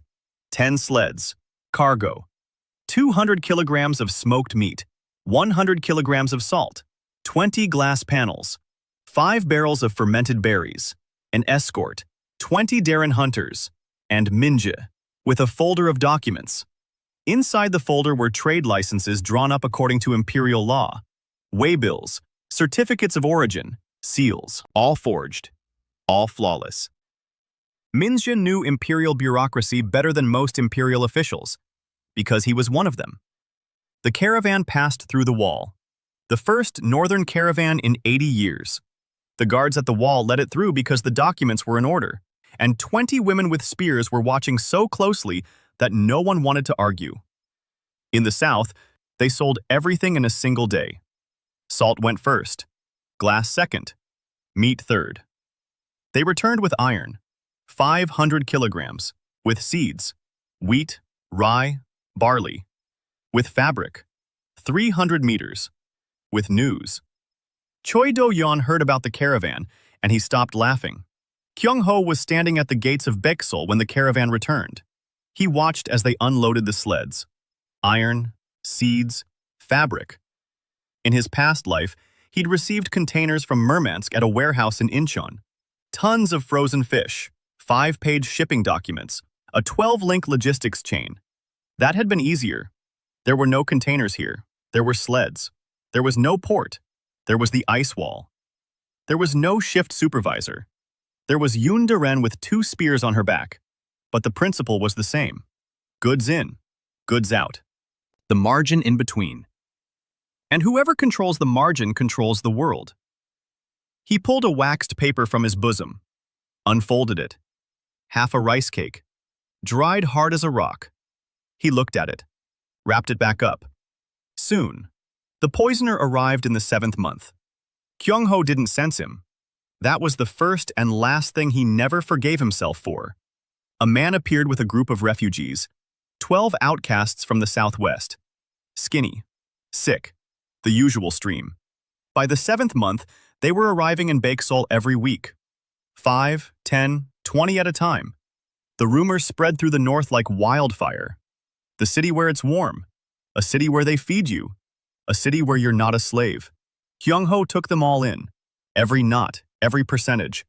420 residents by the start of the 7th month. MD 6,400. The icy highest. The city was growing. 12 winter houses. 2 greenhouses. The salt works were running at full capacity. The forge was made from iron captured from mercenaries. Aram produced 10 glass panels a week. Minjae kept records on birch bark and dreamed of paper. Gray Brother, the alpha wolf whom Gyeongho had saved as a pup from a noose in the 3rd week, roamed the city like his shadow. He slept by Aram's door. He stood guard. Gyeongho didn't ask him to. The wolf decided on his own. The poisoner was among the 12 newcomers. A man in his 30s. Quiet. Inconspicuous. MD around 50. Chilly. He was no different from the rest. He had lived in Beexel for 4 days. On the 5th night, he pulled 3 vials from the lining of his coat. Contact poison. A job from the south. Professional. He wasn't planning to kill Gyeongho. He was aiming to weaken the furnace. Someone in the south knew. Someone had found out that if the residents of Beexel were killed, Gyeongho would lose his power. Do-yeon. Do-yeon found out. The poisoner smeared poison on the door handles of 3 winter quarters. At night. Quietly. The poison took effect 6 hours later. By morning, 6 residents had not woken up. 4 in the eastern winter hut, 2 in the central one.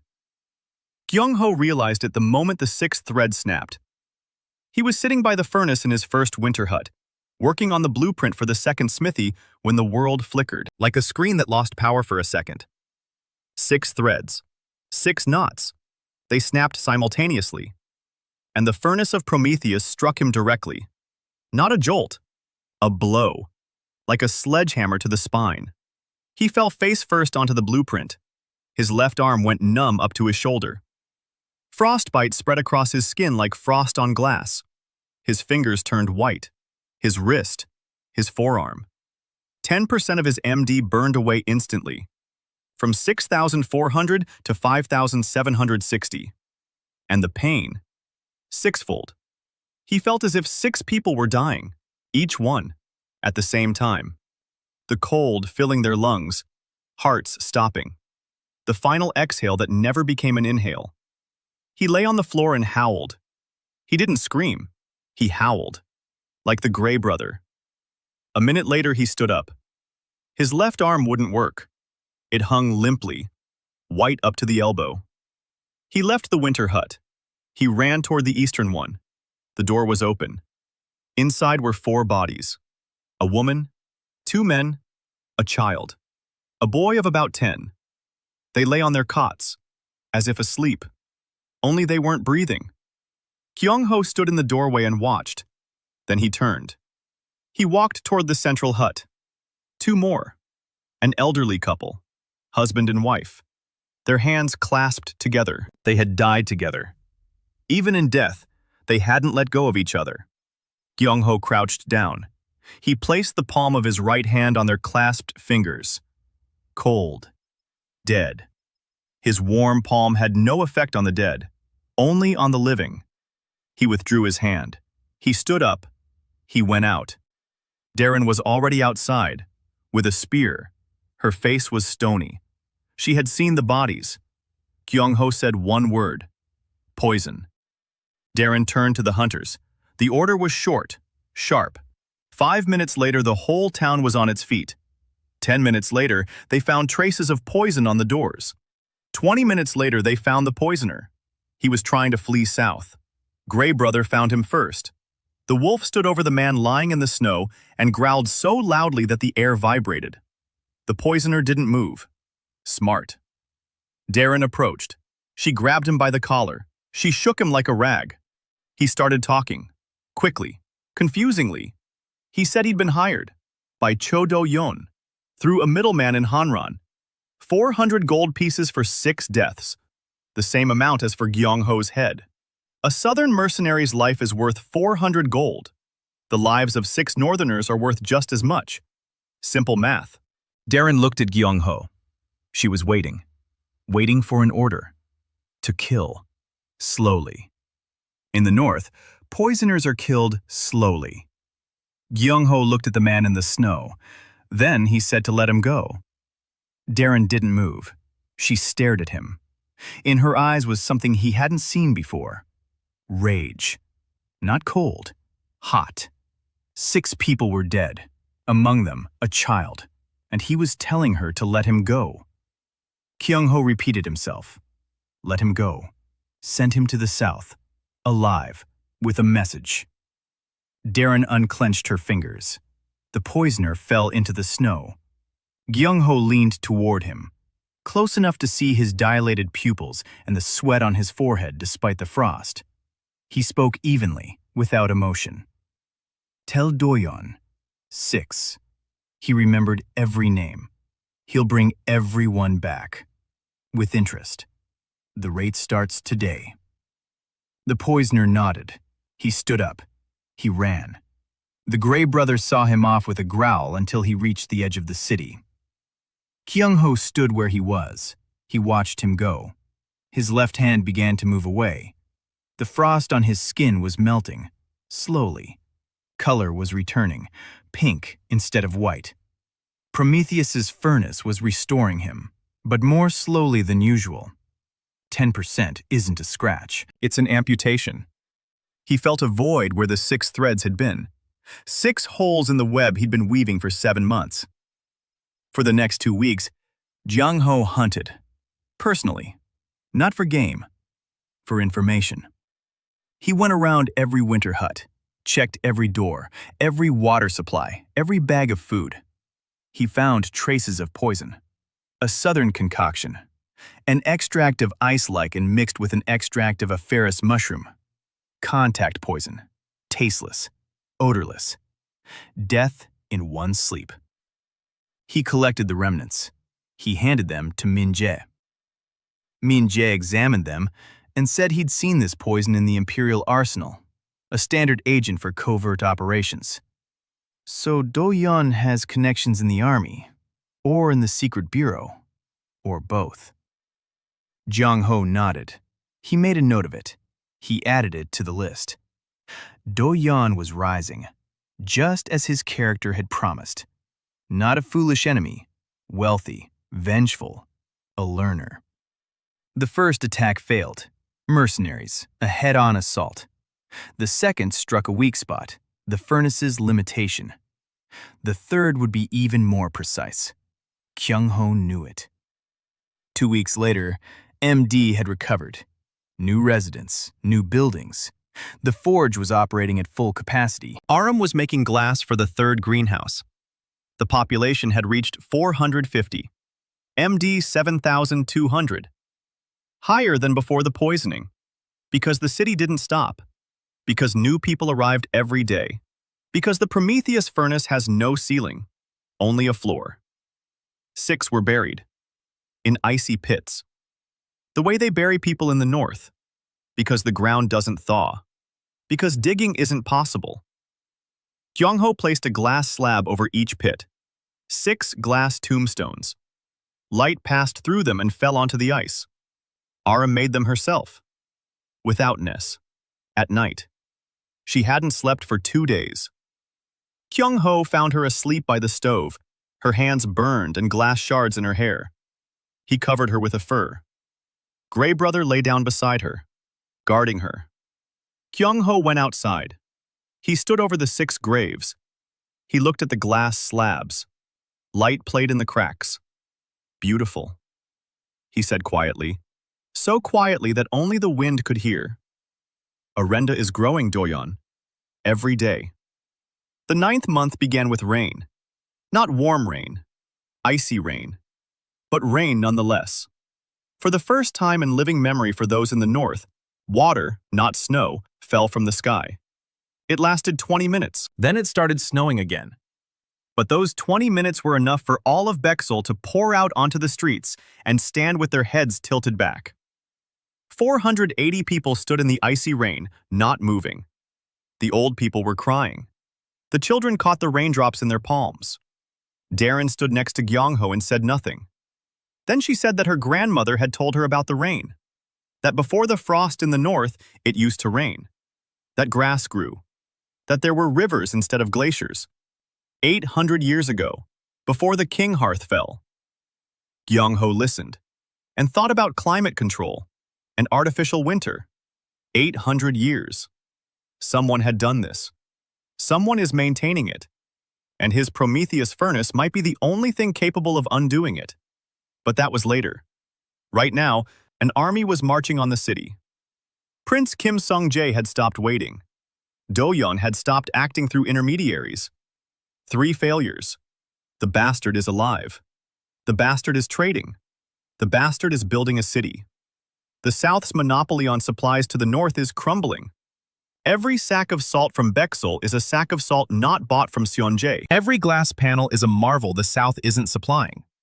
The economic war has entered a military phase. Seonjae gave the order. His general, Park Moon-ho, refused and resigned. Gyeongho learned this from Min-jae, who had received an encrypted letter from a former colleague in the capital. The general had said at headquarters that this man was waging war with warehouses and that they would lose this war on logistics before the first shot was fired. Moon-ho's resignation became a scandal, but Seonjae found another general. Less intelligent, more obedient. The army set out. 500 soldiers of the regular Southern Army, armor, swords, 100 crossbowmen, 20 supply wagons, and Do Yun, in person, with an arrest warrant for the bastard Gyeongho on charges of illegal trade and the seizure of imperial lands. The warrant was signed by the Hanran Chancellery. The seal was genuine. The paper was flawless. Do Yun had learned his lesson. He no longer sent mercenaries. He had brought the state into the fray. Gyeongho learned of the advance 8 days in advance. Darren's female scouts had been watching the wall. 500 men crossing the wall is no secret. It's a parade. 8 days. It's a 4-day journey from the wall to Beexel if you know the way. The army didn't know it. Southerners in the north are like the blind in a maze.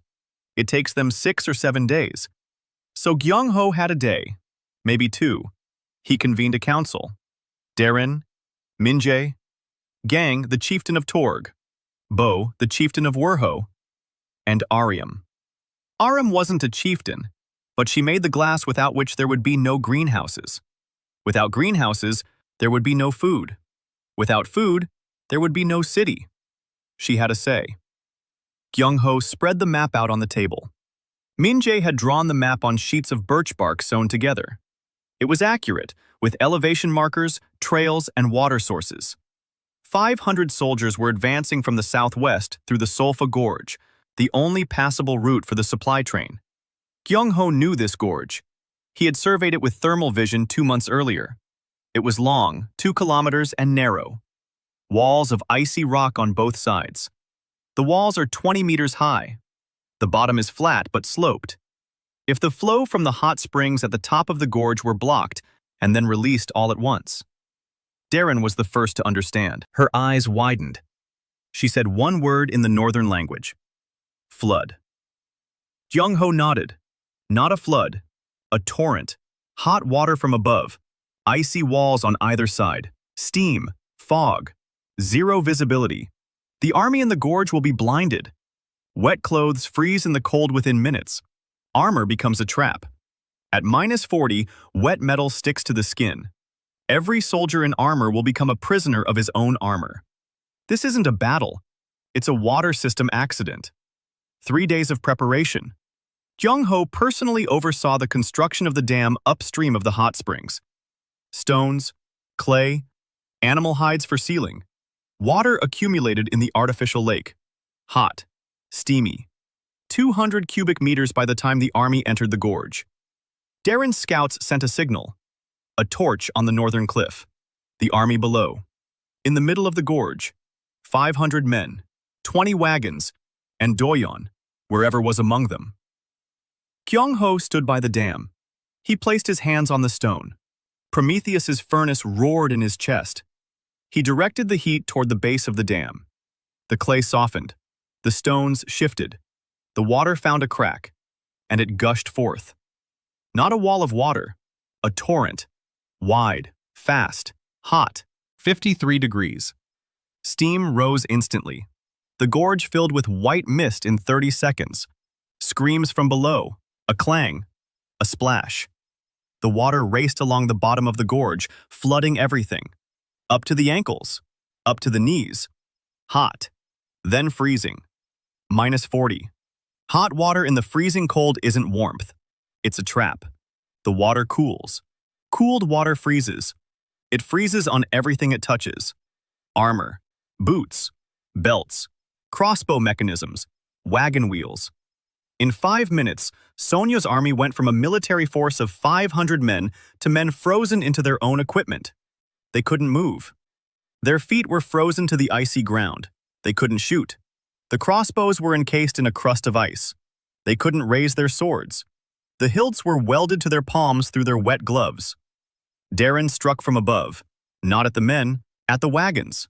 Again, just like with the mercenaries. Burning arrows into the supply train. Food, tents, spare clothing. Everything was burning. Black smoke mingled with white steam. Hell in white and black.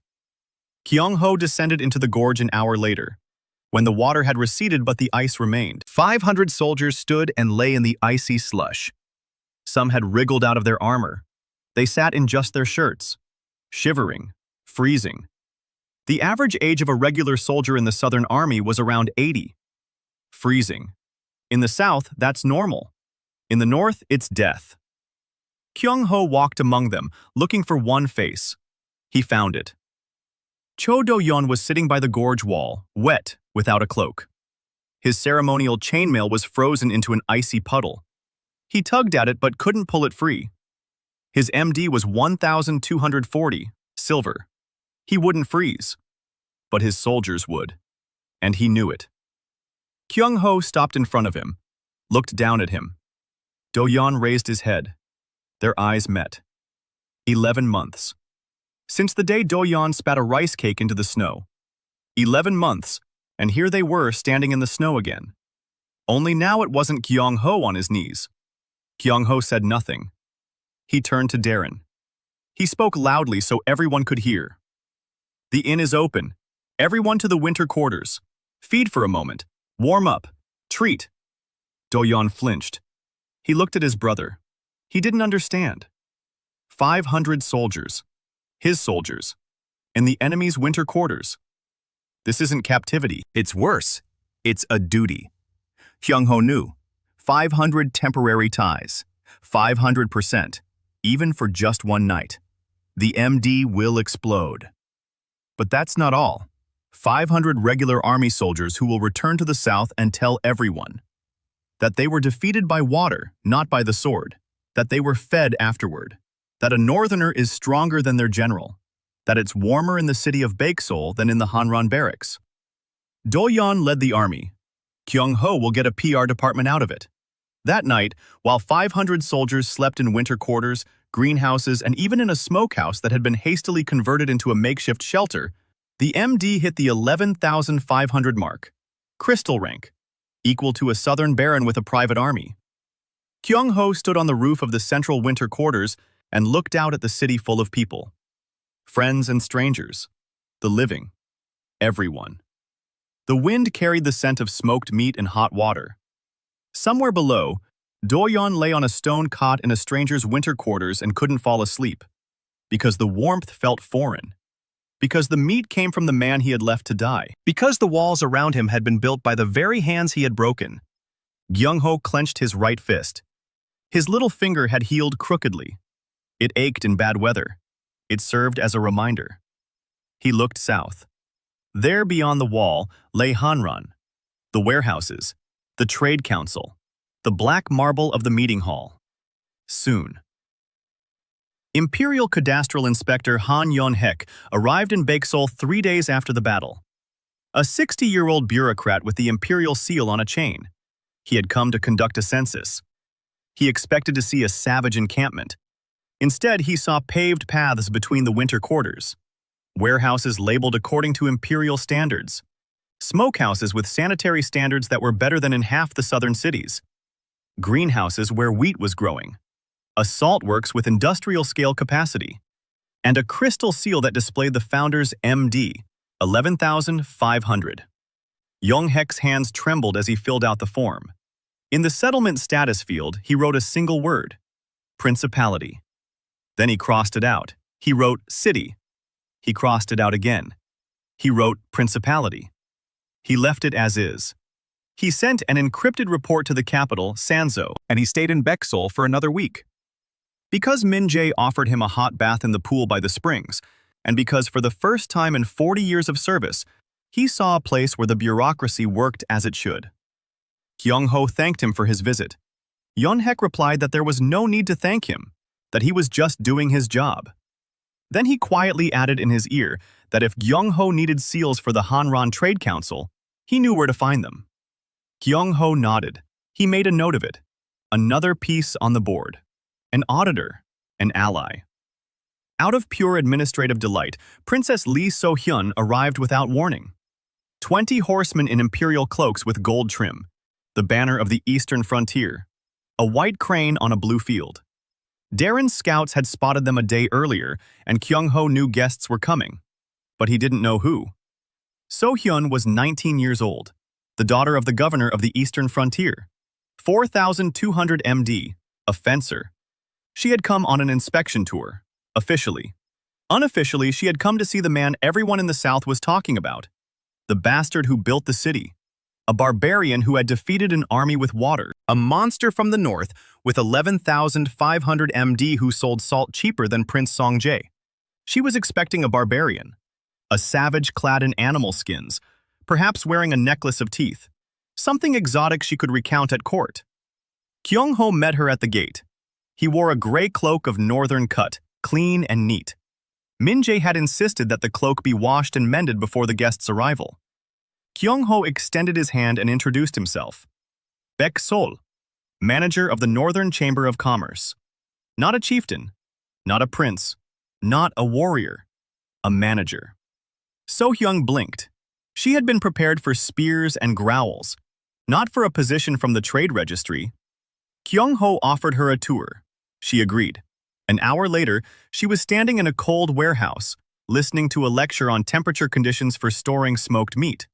-12 for long-term storage, -5 for short-term, +2 for aging before transport. Gyeongho explained matter-of-factly, like a teacher, citing figures and referring to a chart that Min-jae had drawn on birch bark and hung on the warehouse wall. So-hyun listened, at first with polite bewilderment, then with interest, and finally with something resembling confusion. He wasn't flirting. He wasn't trying to impress her. He was showing her the warehouse, just as he would show it to a colleague, or an investor, or an inspector, with respect for her intellect and a complete lack of interest in her title. Beyond the warehouse was a greenhouse. So-hyun saw the greenery and paused at the threshold, for a long time. Then she stepped inside. She touched a wheat leaf. She looked at Gyeongho. She asked how. He explained. Glass, hot springs, double glazing, air circulation, drainage. She listened to every word. Then she asked why the South didn't do it that way. Gyeongho said that the South didn't do it that way because it was more profitable for the South to sell food to the North than to teach the North to grow its own. So-hyun fell silent. She was the governor's daughter. She knew how power worked. But no one had ever told her that out loud. So directly, so matter-of-factly, without malice, like a fact from a logistics textbook. After the greenhouse came the salt works. After the salt works came the blacksmith shop. After the blacksmith's shop came Aram's workshop, where the princess spent 20 minutes watching a 17-year-old girl with scorched hands pour glass that was clearer than that produced in the southern factories. Then came dinner. Smoked venison, bread made from northern wheat, the first bread. Aram had baked it that morning in the oven that Gyeongho had converted from a smelting furnace. Coarse, heavy, with a hint of ash. The best bread Gyeongho had ever eaten in his life. So-hyun ate in silence. Then she asked for seconds. Then she asked for the bill for the night's lodging. Gyeongho named the price. 2 gold pieces for the room, breakfast included. She looked at him. Then she laughed, for the first time all day. She said that at court, for 2 gold pieces, you could rent an entire floor in the capital's finest hotel. Gyeongho replied that at court, there was no greenhouse with wheat and no hot springs within walking distance. So-hyun paid.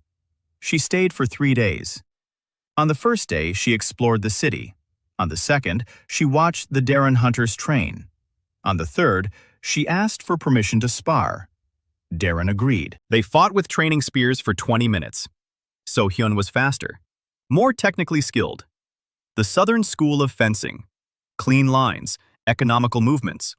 Darren was heavier, rougher. The Northern School of Survival. No beauty, just efficiency. So-hyun won on points. Darren would have won in a real fight. They both knew it. They both remained silent. Respect without words. On the 4th day, So-hyun was leaving. At the gate, she stopped her horse next to Gyeongho. She looked down at him. She said she would write to her father.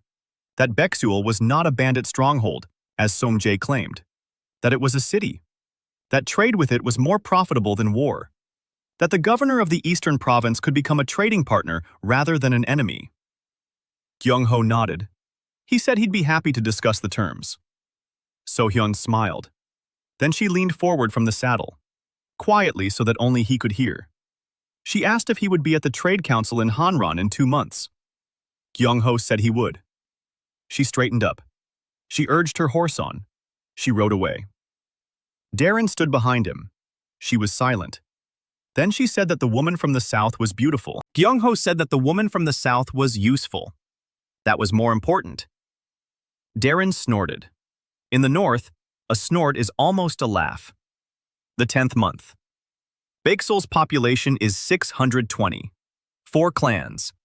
Trade routes to the south go through 2 mountain passes. The salt works supply the entire northern coast. The greenhouses yield a harvest every 6 weeks. The smithy produces tools and arrowheads. Aram has started making lenses. The first telescope. Rough. A bit blurry, but it works. Darren looked through it and saw a southern caravan 20 kilometers away. She lowered the telescope. She looked at Aram. She said that any northern clan would give up half its herd for this thing. Aram blushed. Gyeongho made a note. New product. Optics. Monopoly. Min-jae compiled a financial report covering 10 months. On birch bark. 12 pages. Assets of the Beexel Northern Chamber of Commerce. Real estate. Inventories. Trade ties. Accounts receivable. He showed Gyeongho the last page. The Choi family owed the chamber 184,000 gold pieces for salt and meat supplied through middlemen. The debt grew every month. Because Sonjae had cut off direct shipments but couldn't cut off the middlemen, because it was more profitable for the middlemen to buy from Beexel than from H. Anran. Because northern salt was cheaper and the meat was better. The economy knows no loyalty. The economy knows only profit margins. Gyeongho stared at the number. 184,000. According to Article 47 of the Imperial Commercial Code, a creditor has the right to demand the transfer of the debtor's assets to settle an outstanding debt. 7 warehouses in Hanran. 2 salt works.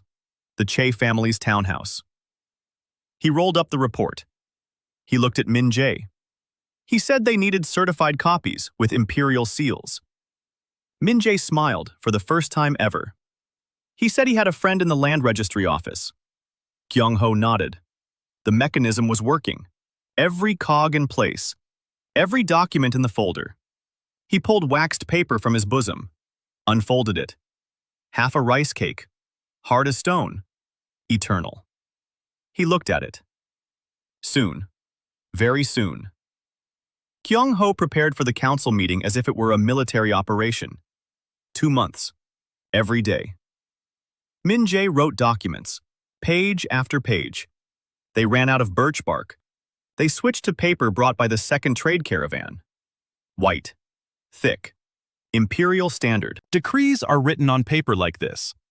Death sentences are written on paper like this. On paper like this, Min-jae wrote a debt demand to the Cho family. Every line was carefully checked. Every figure was verified by delivery slips. The delivery slips were genuine. The shipments had taken place. Salt was sent south through 3 middlemen, meat through 2, glass through 1. Each middleman received a commission and kept records. Min-jae copied these records through his own network. Former colleagues, former quartermasters, former clerks exiled to the north for minor offenses and taken under the wing in Beexel. A bureaucratic network. Quiet. Invisible. Deadly. At the same time, Gyeongho was building. MD 11,500 by the end of the 9th month. By the end of the 10th, 13,800. The 5th greenhouse, 2nd forge. A hide tanning workshop organized by Bo of the Verho clan. A pottery workshop using clay from the hot springs. Every new production facility is a complexity. Complexity is a multiplier. A multiplier is MD. Population, 710. 710 nodes. The flow of power flowed toward him uninterrupted, as a backdrop, like a river. He woke up with it, fell asleep with it, breathed it. By the 11th month, MD had reached 16,200. Darren activated the crystal every week. 16,200. She looked at the number and asked when it would stop. Gyeongho said he didn't know. That the furnace of Prometheus had no end. That the growth depended on the city. The city was growing. It was growing. Darren nodded. Then she said quietly that she was growing too. She activated the crystal on herself. 2,800. It had been 380 when they met. She didn't build winter shelters. She didn't melt glass. She lived in his structures and trained every day. The hearth node gave 1% to its owner. But the node received something in return as well. Warmth, food, safety, and time for training instead of time spent just surviving. When a person doesn't spend 10 hours a day fighting the cold, they can devote those hours to growth. Darren was growing. Everyone was growing. The average MD of Beexel's residents rose from 80 to 300 in 10 months. The city made people stronger. Stronger people made the city stronger. A cycle. The furnace loved cycles. Aram finished the telescope. A real one. Not the first crude prototype, but a working instrument. 2 lenses in a brass tube. The blacksmith had smelted the brass from an alloy of copper and zinc found in the bedrock north of the city. 12 times magnification. Gyeongho looked through it and saw the ice wall from a distance of 30 kilometers. Every stone, every crack, every sentry on the summit. He lowered the telescope. He looked at Aram. He said she was a genius. She blushed and said she simply remembered a drawing from a book. He said that remembering a drawing was one thing. Making a working object with your own hands in a workshop from shards of glass and scraps of metal was another. That's what genius is. She turned away. Gray Brother nuzzled her palm with his nose. She scratched him behind the ear. Gyeongho watched them and felt that same pang. Responsibility. A blind spot. If Doyeon finds out. When Doyeon finds out. Because Doyeon will find out. He's learning. Preparations for the council meeting entered the final phase. Min-jae had prepared 3 folders. First, debt claim. 184,000 gold pieces. Verified invoices. Imperial seals. Certified personally by Auditor Han Yeon-hek. Second, the commercial charter of the North Beexel Chamber, registered under imperial law. Legal, flawless.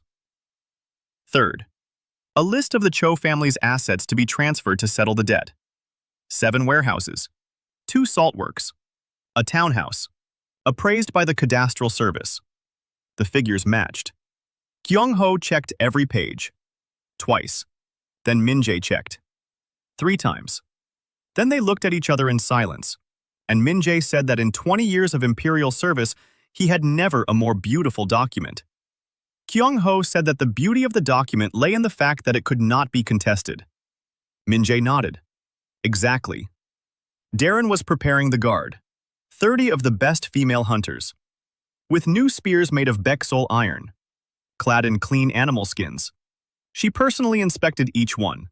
A straight back, a clean weapon, a cold gaze. In the north, a warrior is not one who shouts. It is one who commands silence. Gyeongho chose 3 for the council chamber, himself, Min-jae, and Darren. 3 people, an administrator, a bureaucrat, warrior. Paper, seal, spear. Enough. A week before their departure, a letter arrived. From So-hyun. She wrote that she would be at the council, that her father, the governor of the eastern frontier, had sent her as an observer. That Song-jae was planning something. That Do-yeon was nervous. That in Hanron, people were talking about the northern monster that would come to take the warehouses. She wrote that it would be interesting. Gyeongho read it. He folded the letter. He put it away in a folder.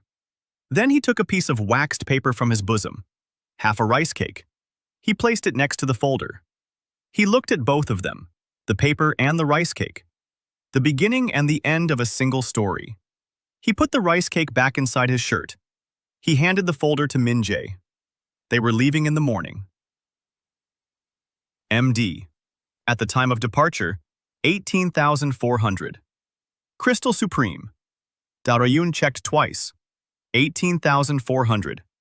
The number that made the crystal seal glow so brightly it hurt to look at it. Gyeongho put on a gray cloak. Simple. Northern style. No embellishments, no insignia. Gray like the stone from which he had built the city. They walked out of the Beexel gate that morning. Gyeongho. Min-jae with the folder. Darren with 2 spears on his back. 30 huntresses following them. Arim stood at the gate. The Gray brother sat beside her. Arim raised her hand. She didn't wave. She just raised it. Gyeongho nodded to her. Then he turned and headed south, toward the wall, toward Hanran, toward Doyon. A 4-day journey, through the frost, through the wind, through everything the north could throw at him. He walked and did not feel the cold. 18,400 MD crystal. The frost no longer had any hold on him. The frost was his tool, his currency, his weapon. Doyon was waiting for him in the black marble hall, with a sword at his belt, with Prince Sonye behind him, with an arrest warrant in his pocket. Gyeongho walked toward him, with a pastry tucked under his arm, with a folder in Minja's hands, with Darren behind him, and with the number 18,400 stamped into every cell of his body like a serial number on an imperial seal. Hanran reeked of money. Gyeongho sensed it even before reaching the city walls. Not literally, thermal signatures. Thousands of them. Hot. Well-fed. Dense. The city lived at a different temperature. +10 outside. +20 inside. People walked without fur coats. In light raincoats. In shoes. He looked at them and saw creatures from another world. A world where cold was an inconvenience, not a death sentence. A world where, to maintain +6 indoors, there was no need to build double walls of stone and ash. A world from which he had been cast out 11 months ago. The guards at the southern gate checked their documents. Minji submitted the trade license from the Chamber of Commerce. Seals, signatures. Auditor Yeon Hek had personally certified it. The guards looked at the documents.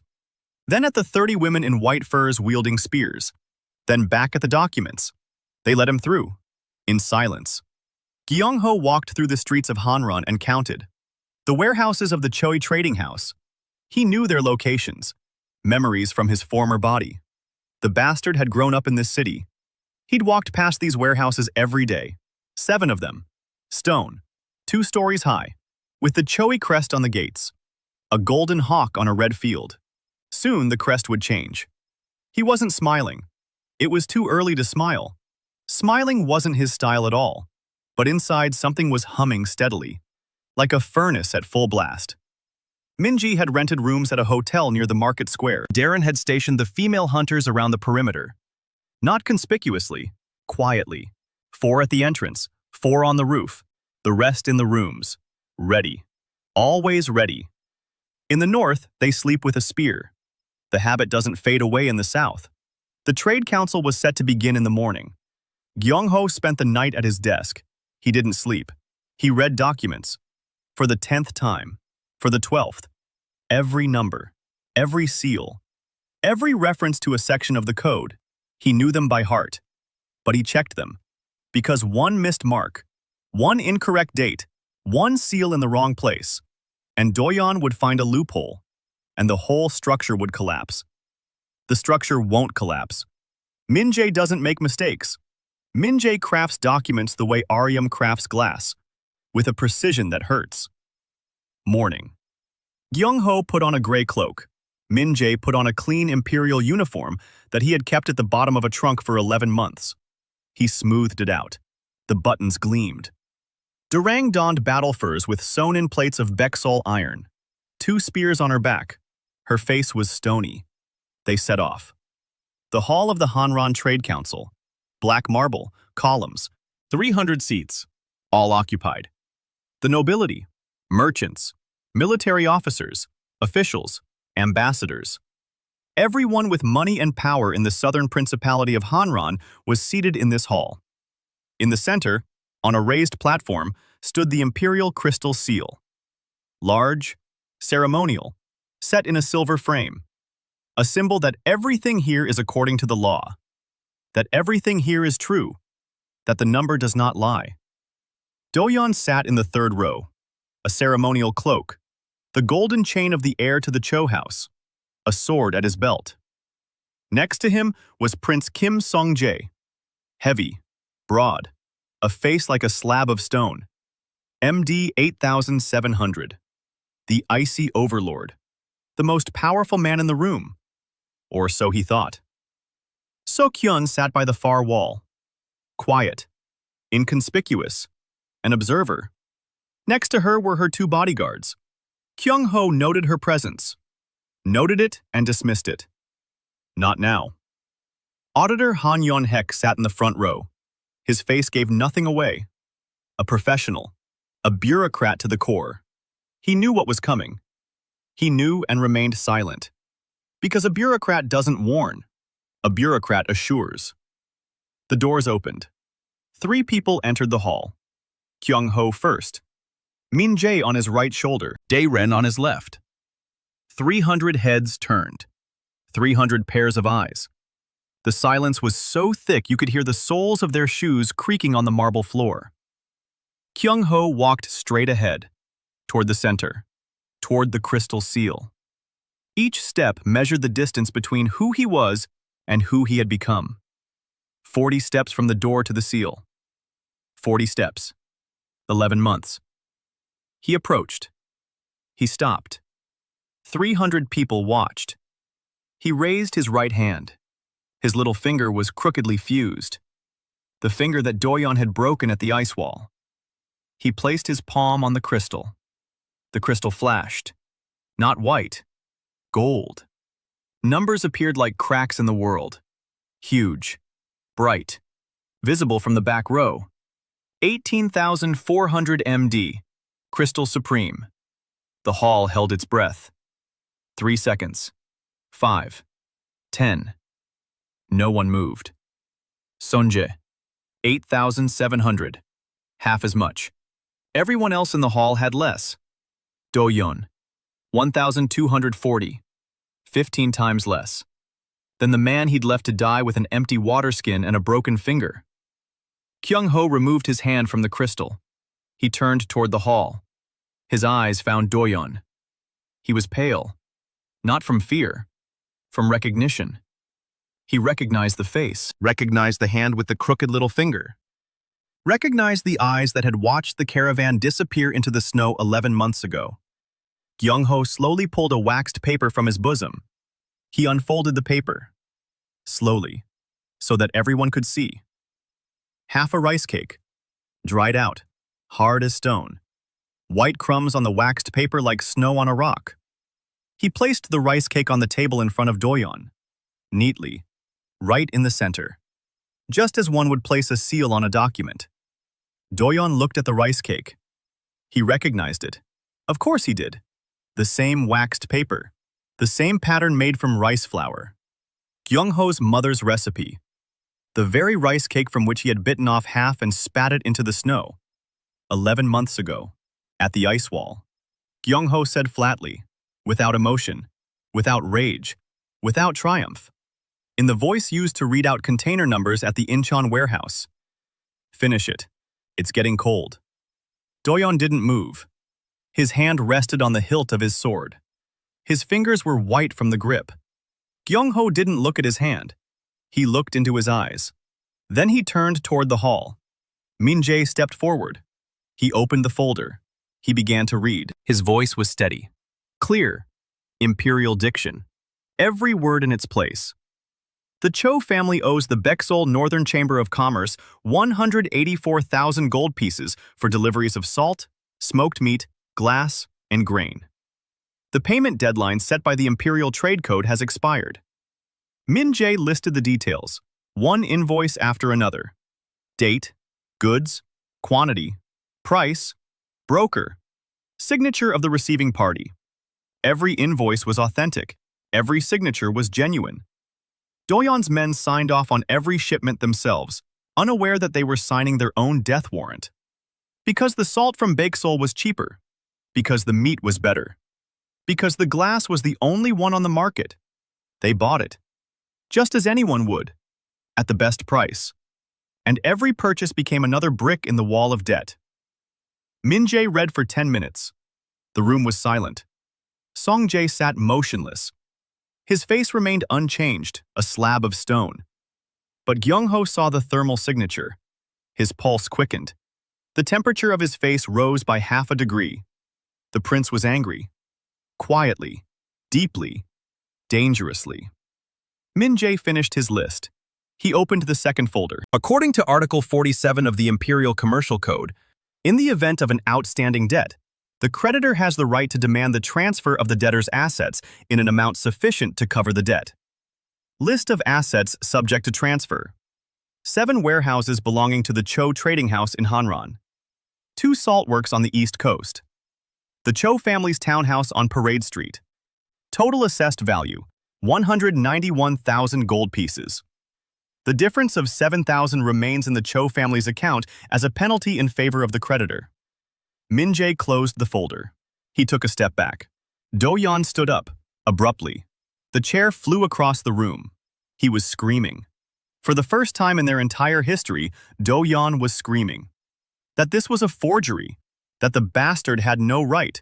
That the North was a land of slaves, not a trading zone. That he would not acknowledge the debt. That the documents were forged. That he was challenging them to a trial of honor. Gyeongho waited, silently, while Do-yeon screamed, while saliva flew from his lips, while the hall watched. Then when Do-yeon fell silent to catch his breath, Gyeongho turned to the front row, to Yeon-hek. The auditor. Confirm the authenticity of the documents. Yeon-hek stood up, slowly, the way people stand up who've done this 1,000 times.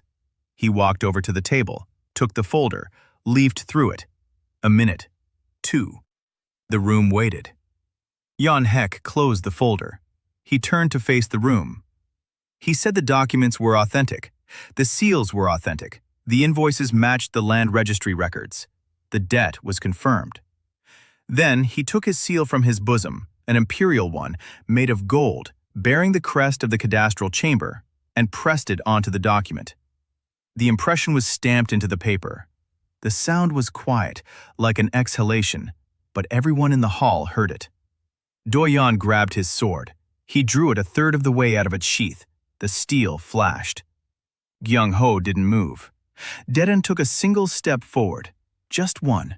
She didn't draw her spear. She didn't raise her hand. She simply stepped forward.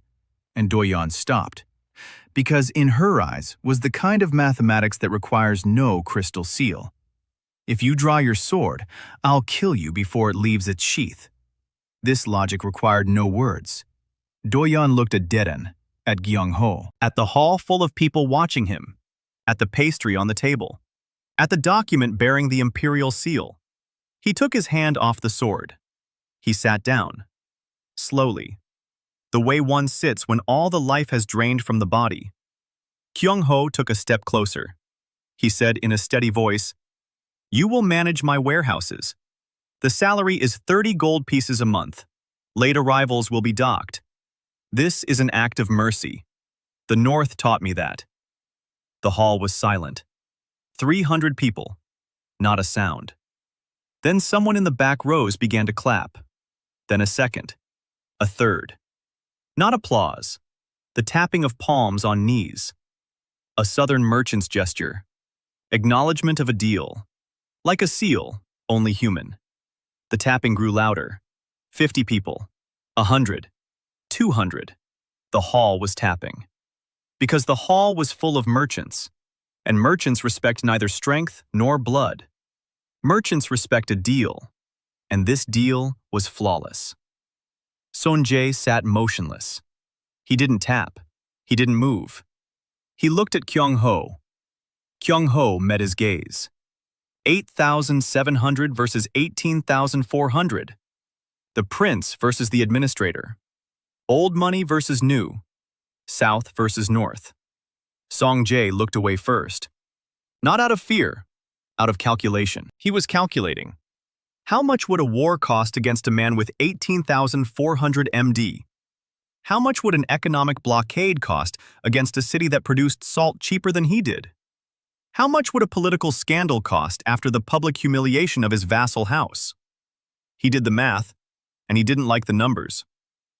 So-hyun sat against the wall and smiled, quietly, just the corners of her lips. She saw everything. She remembered everything.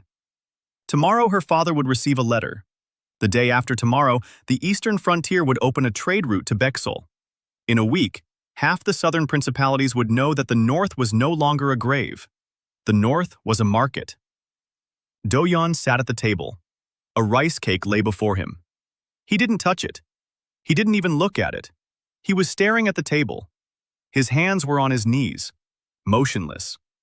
For the first time in his life, Cho Do-yeon didn't know what to do next. For the first time in his life, the books weren't on his side. The tapping of his palms on his knees hadn't yet subsided when the hall doors burst open. They didn't just open. They burst open. Both doors slammed against the walls.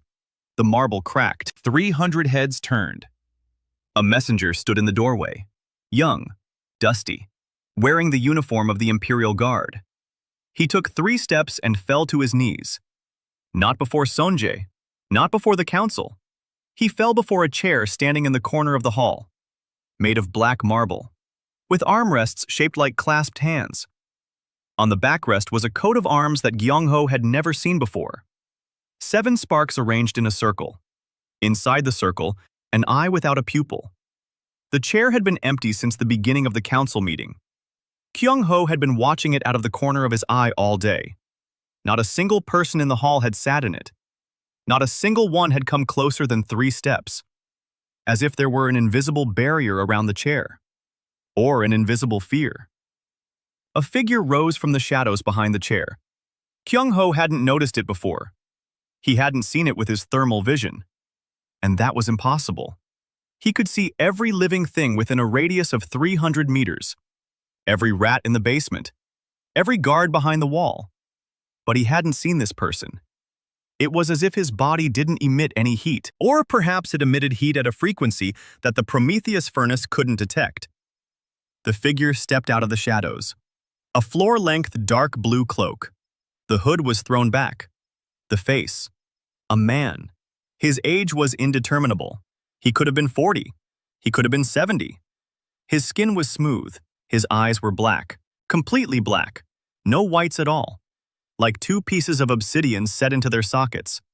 He sat down in a chair, slowly. The way those who command the room they enter sit down. The hall fell silent. Sonjae, who a minute ago had been the most dangerous person in the room, cowered in his chair. He didn't stand up. He didn't bow. He cowered. Like a child before a teacher who had caught him by the hand. Gyeongho watched. He assessed. He read their reactions. 300 people in the hall, and every single one of them was frightened. Not tense, not on guard. Frightened. By that deep animal fear that cannot be controlled by reason. The man in the blue cloak looked at the messenger at his feet.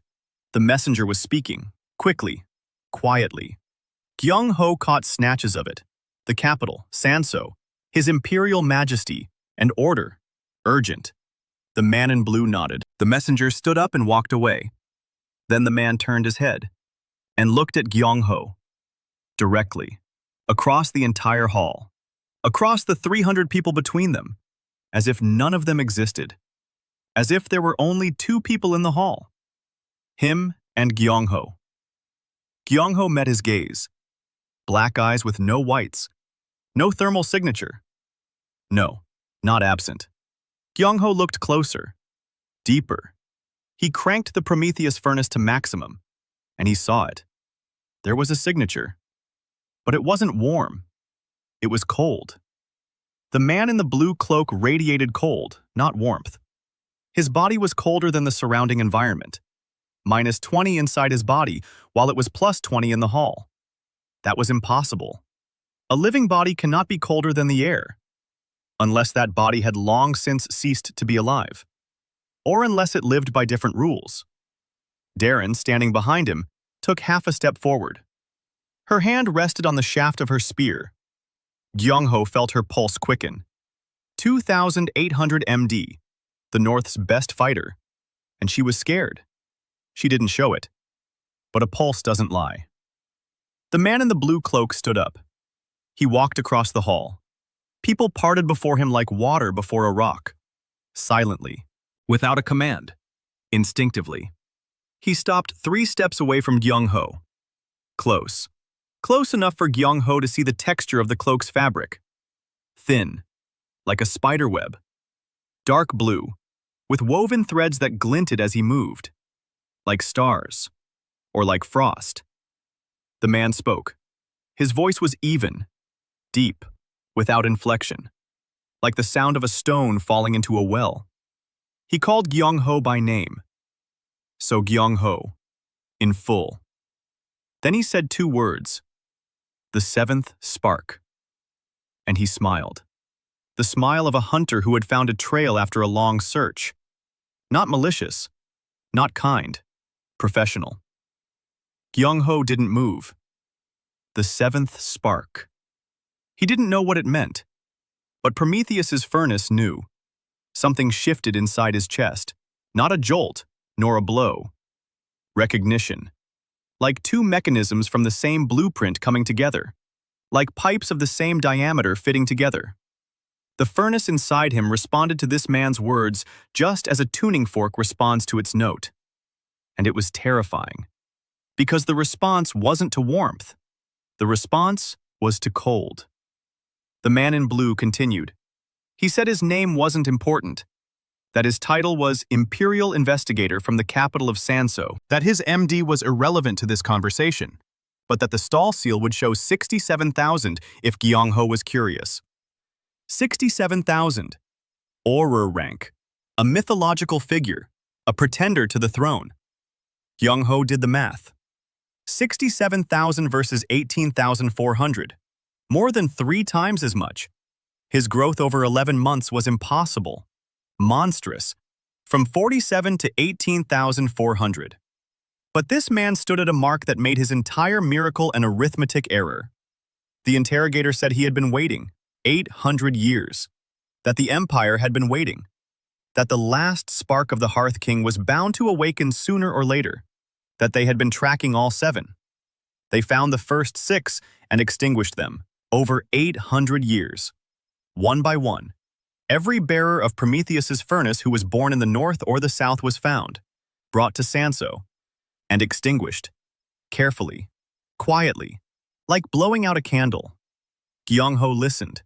His face remained impassive. But inside, every word fell like a stone into icy water. 6. 6 were killed. Over 800 years.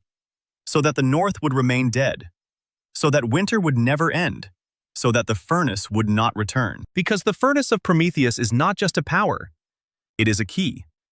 The key to the climate control system that the Empire established 800 years ago to keep the north in submission. To sell salt at 1,000% markup. To banish undesirables to a grave that will never thaw. All of Holgard's eternal winter is not a curse. It is a project. A state project. And So Gyeongho is the last person who can cancel it. The interrogator finished. He paused. Then he said that His Imperial Majesty was inviting Gyeongho to an audience, in person. He pronounced the word in person the way one pronounces a word that means something more than its literal meaning. In person. Just as the 6 before him had been invited, who were found, who were brought in, eliminated. Gyeongho was silent. The room was silent. Do-yeon was silent, having forgotten about the pastry, the warehouses, and everything else. Sonjae was silent. They all understood. Not everything, but enough. That this man in the blue cloak was more dangerous than all of them put together. That this invitation was no invitation at all. That at that moment, Gyeongho was standing on the brink not of a business deal, but of something on which the entire continent depended. Gyeongho looked at the interrogator. At his black eyes, devoid of whites. At his hunter's smile. At his body, which radiated cold instead of warmth. Then he looked at Darren. She was standing behind him, with a spear, with a stony expression, her pulse at 120 beats per minute. Then at Minjae, who was clutching the folder to his chest and holding his breath. Then at the hall, 300 people, the South, which for 800 years had bought warmth at the cost of others' cold. Then he looked at the interrogator again, and he said, calmly, without a tremor, in the same voice with which 11 months ago, kneeling in the snow, he had promised Do-yeon the lease. Tell His Majesty that I accept the invitation, once I finish the quarterly report. The interrogator blinked. For the first time during the entire conversation, his expression changed. Not much, just for a split second.